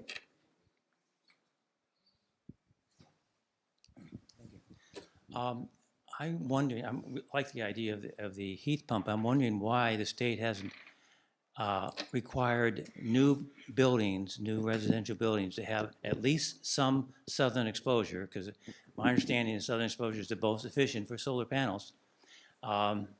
If it's at all feasible. I'm sure if they're in the forest or something, it may not be feasible, but most places it should be feasible. Here in Davis, we have a new development just west of the hospital, and I just passed by there recently, and some of them had some nice exposure, and some were totally turned around for no discernible reason that I could think of. And the other thing, if I can just briefly mention, the response to extreme weather can go in different ways. And I'm unfortunately was reminded with some of my relatives that there's another response to it. And the hurricane that went through North Carolina, there's a guy who's on YouTube, has a whole hour of how about that was done by the government. We have to respond. Even as stupid as crazy as my cousin, who's normally somewhat rational, was believing that this is possible. Maybe the government did this. It's just disconcerting.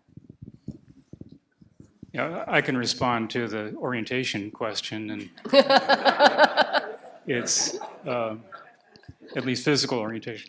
But as Kim stated, it's about money, and if you have houses packed together and no well-oriented streets like we have in village homes, that it's the most cost-effective way to do a development.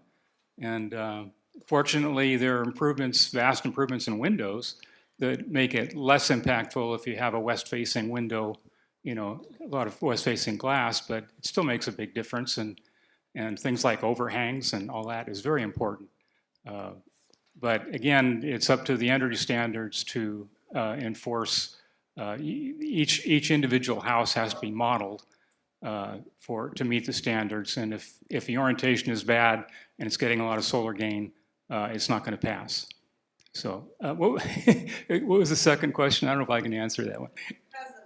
The government caused hurricanes If you solve the problem of cousins, you can. Great.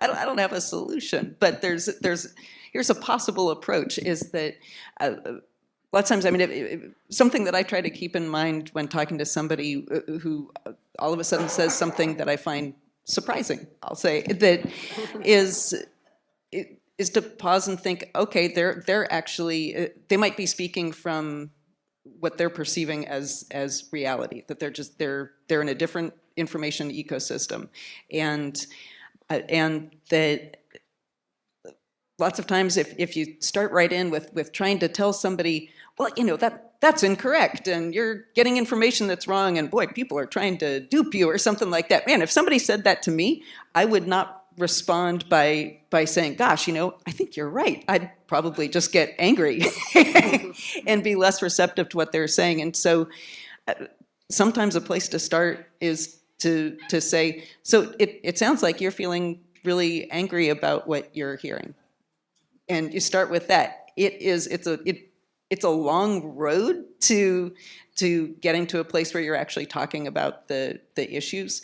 But if that ultimately is part of your goal, from what I've read and what I've experienced, you have to start in a very different place and with a different goal personally, rather than convincing somebody is to make it so that somebody else feels heard. Sorry, it's not a quick fix. So I've got anybody over here? We have one here and one here. About cousins, how about sons? To respect family harmony, it's really tough. I have a son who is very happy with the outcome of the election, and we can't bring the subject up. We've decided no, we can't do that. So I can only lead by example, and it's very tough. So just we have a question over here. We have one over there. While we're getting to that question, I will say again. Go ahead. I will say that there'll be a lot of conversations during Thanksgiving and Christmas.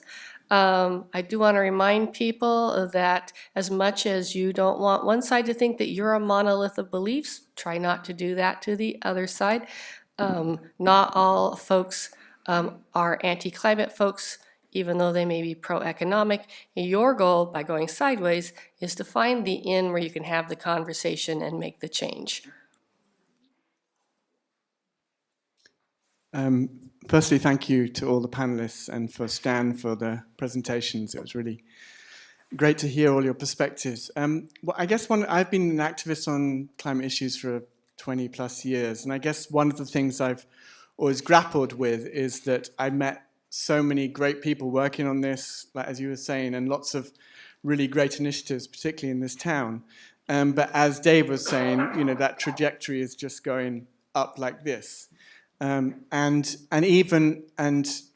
we know that we have to act at a kind of systemic level because the kind of incremental stuff is just not adding up. That doesn't happen internationally.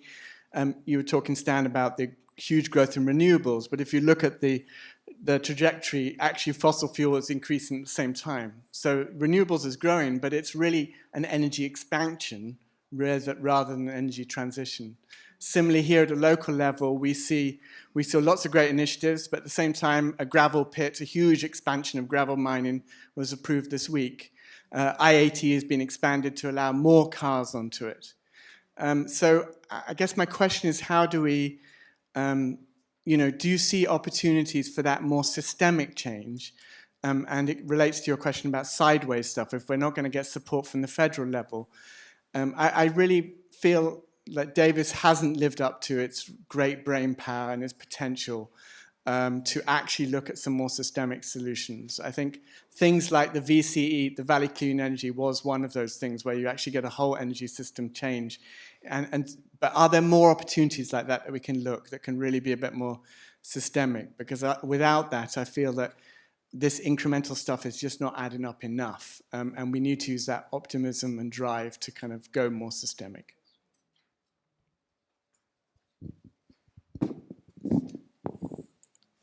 Thank you for that. This is hard. And I would say that it looks like fossil fuel emissions are about to peak. So we might have peak emissions.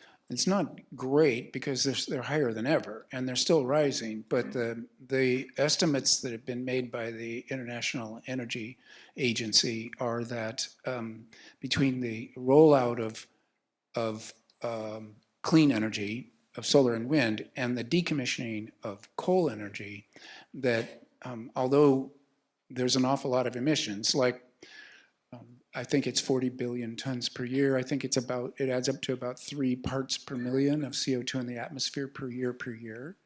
And yet we are, if everything stays on the trajectories that they're on, we're about to at least level that off. And then the question becomes, how quickly can we decrease the fossil fuel emissions? So this is to go to the global scale. And the news there is not great, but it isn't horrible either. If the subsidies that are given to the fossil fuel industry still, that make it cheaper for them to do their work than it really is, were to be shifted to subsidies for clean energy or to fulfill the COP goals, that same $500 billion per year or more that's given to the fossil fuel industry, even though they're making massive profits.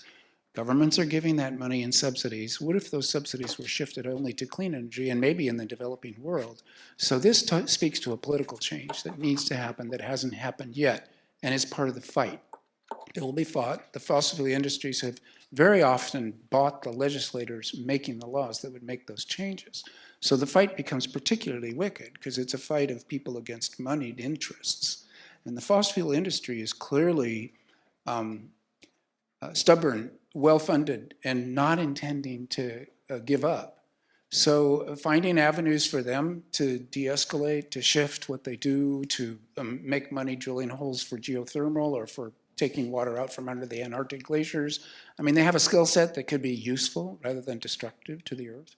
And making that transition is you can't do that in Davis. You have to do that not even at the national scale, but the international.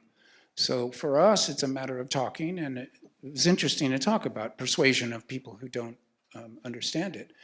And in a way, you just have to keep talking and keep telling stories that seem more plausible than conspiracy theories, and hope for what you might call common sense, but also a kind of a very important junior high school level of education needs to have been solid enough to bulwark people being reality-based. Yeah, I mean, I agree that so much has to happen at a higher scale than Yolo County. That's an unfortunate reality. But, you know, a lot of us are fans of village homes. And yet, we know that it hasn't been replicated in very many locations, if any. So why don't we have local developers coming together and proposing higher density village homes? I mean, there are experiments that we could try here. And of course, they're not going to address the big structural issues, but maybe they will point the way and be something that we can work on in Davis.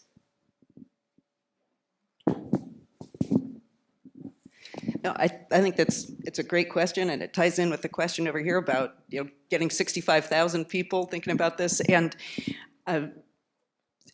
tying back in with some of the other things. I mean, what Stan just said about junior high education. So in the state of California, if you are a high school student and you want to go to the University of California, you skip 9th grade science, you go to 10th grade science. 9th grade science is earth science. As a geologist, I find this troubling, but as somebody who thinks it's important that citizens, that human beings have the ability to use the appropriate rate of change, concept of time and rate of change for the appropriate problem, I find this particularly troubling because within geology, you're used to thinking about billions of years, and change over sometimes like 1 million years, that's pretty quick. But if we're talking about change in a decade, it's light speed.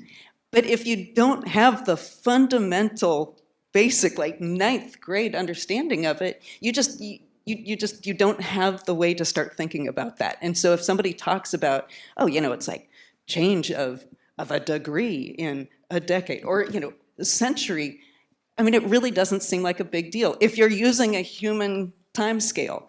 But climate doesn't happen on the human time scale. And so I think that that's really a fundamental thing. And I know Dave also brought that up, the importance of education. In terms of information that's out there that can be used for more systemic type solutions, hopefully. There's California's 4th climate change assessment came out in 2018. The 5th assessment is being worked on. A lot of people in Davis worked on it. Did anybody in this room work on that? I know Jim Thorne from the university worked on it. Bunch of people did, and it has not only the information, but it also has, pardon me, a bunch of toolkits for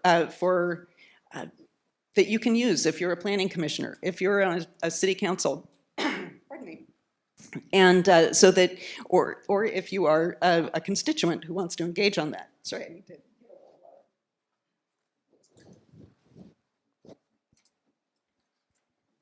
I'm just getting so excited about the climate change assessment.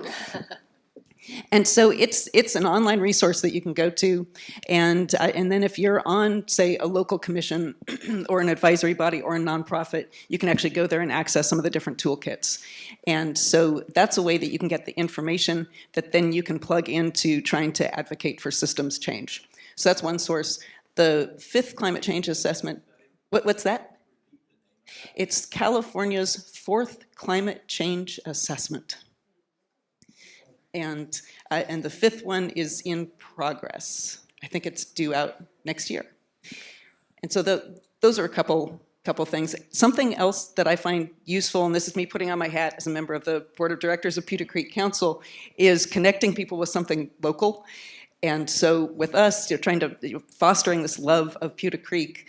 And when you get people so that they're plugged into a local environment, then it's also a way, kind of like somebody said, like the gateway drug of trees. A stream's another great gateway drug, and so sometimes you're able to get people excited about things going from there.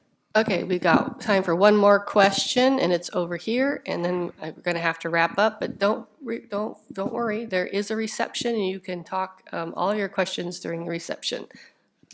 So just getting back to the education question, I'm a science teacher in Davis, and I teach 6th grade, and I teach an earth science class at the high school.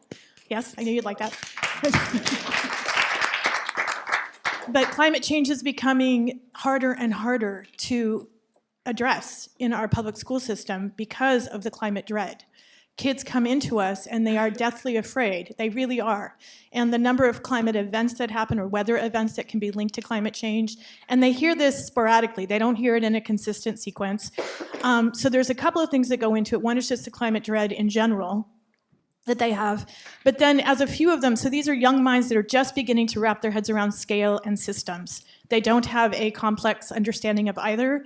And as some students begin to understand the mathematical ratios of what you do by planting a tree in your yard to what needs to happen on the global international scale, they actually get more depressed because they realize that it's not making anything like the dent that it needs to make. So from your perspectives, I'm good with students. I know what to do with them, but I don't know how to teach them to hope in this context. Great question. Who wants to start? I want to, because I've talked to Ingrid's classes with great pleasure. They're good classes across Davis, different schools at different times. And it's great to be able to talk to students in Davis. And it's a great school system. And it's a tough problem. So what I've been saying, because I'm talking to student groups a lot, and I come in from the outside representing climate change and therefore climate dread. I'm not exactly a welcome speaker in many regards. So, but what can be said here? You can just say to them honestly, this issue will never go away in your lifetime. You are right to feel dread. However, it's better than pointlessness. And I remember a bumper sticker from the 1980s, maybe the early 90s. The one who dies with the most toys wins. Now, this nihilism was either sarcasm or it was sincere. It probably depended on which car it was on. But it was a real crisis, an existential crisis of meaninglessness, that living in late capitalist consumer society and being nothing but a consumer, alienated from everybody else in your little castle, was a worse existence than being in the desperate straits of climate change because it was without meaning. And so you replace a need for hope, which is kind of biological and will stick around anyway, with you shift the grounds to your life now has meaning.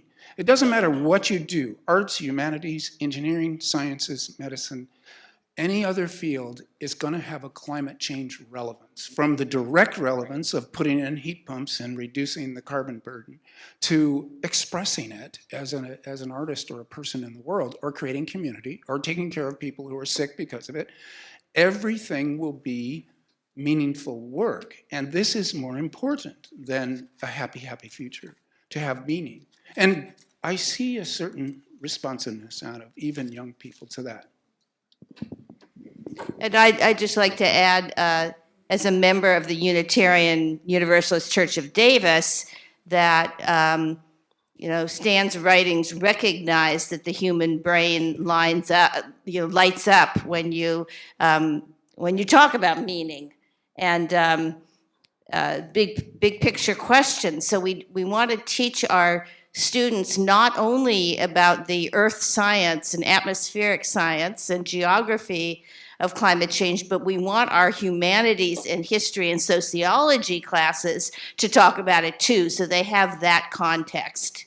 And also for places of worship to talk about it and work on it and welcome those young people and old people to come to places of hope. So one of the things that really got me interested in energy was, I graduated from UC Davis in '73, and you know what happened that year? Remember that? The oil embargo and long lines? That inspired me to do something. And I think the same thing could happen with kids, coming out of high school or college, that they need direction, they need something to work on that can excite them. And, this is an opportunity. I wound up starting a company called Natural Heating Systems, installing solar water heaters, So anyway, that's, I think, a hopeful thing.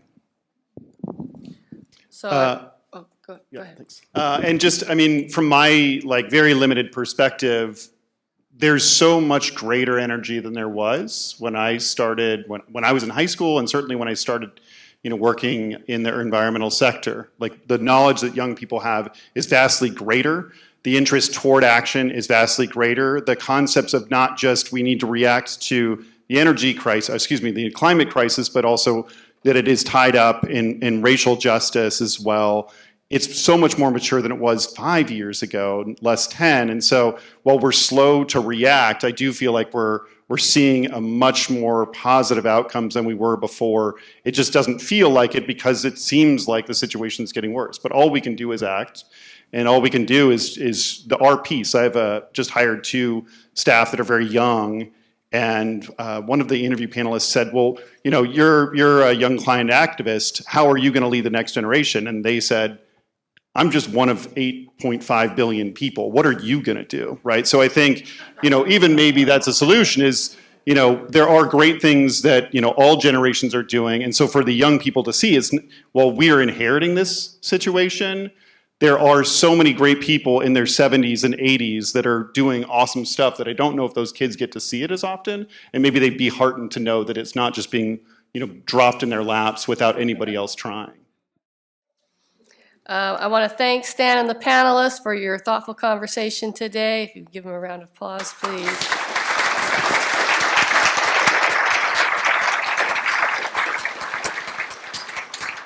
Many thanks to Rita Hoskins, Bill Dakin, and Sean Fetter for their amazing music.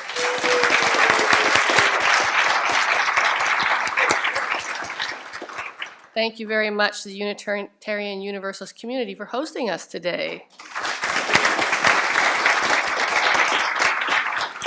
Very much interested in what that 61% reduction in lighting does for the coffers.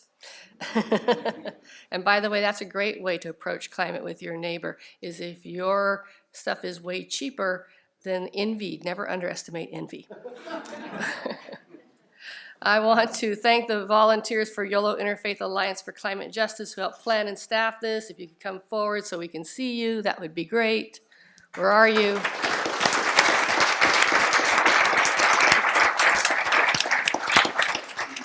And all the cool Davis staff here who could be doing cool things on a Sunday but decided they would spend it with us making it happen.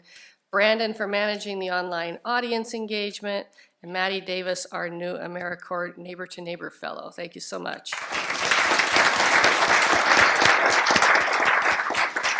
Most importantly, although there are not 65,000 of you, thank you very much for coming out today or being online with us. And thank you very much for your donations that support the work and allow us to not only do engagement like this, but actually the on-the-ground work of resilience and adaptation, which is itself a form of good trouble. And please remember to complete the event survey. Links are on the back of your program or in the chat online. Thank you again. Stay cool, stand together, go sideways. We stand with you. Thank you very much.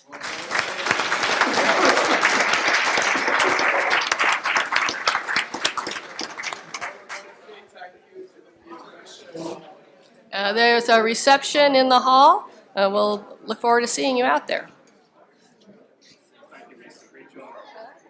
Great job. Well, thank you so much. I appreciate that.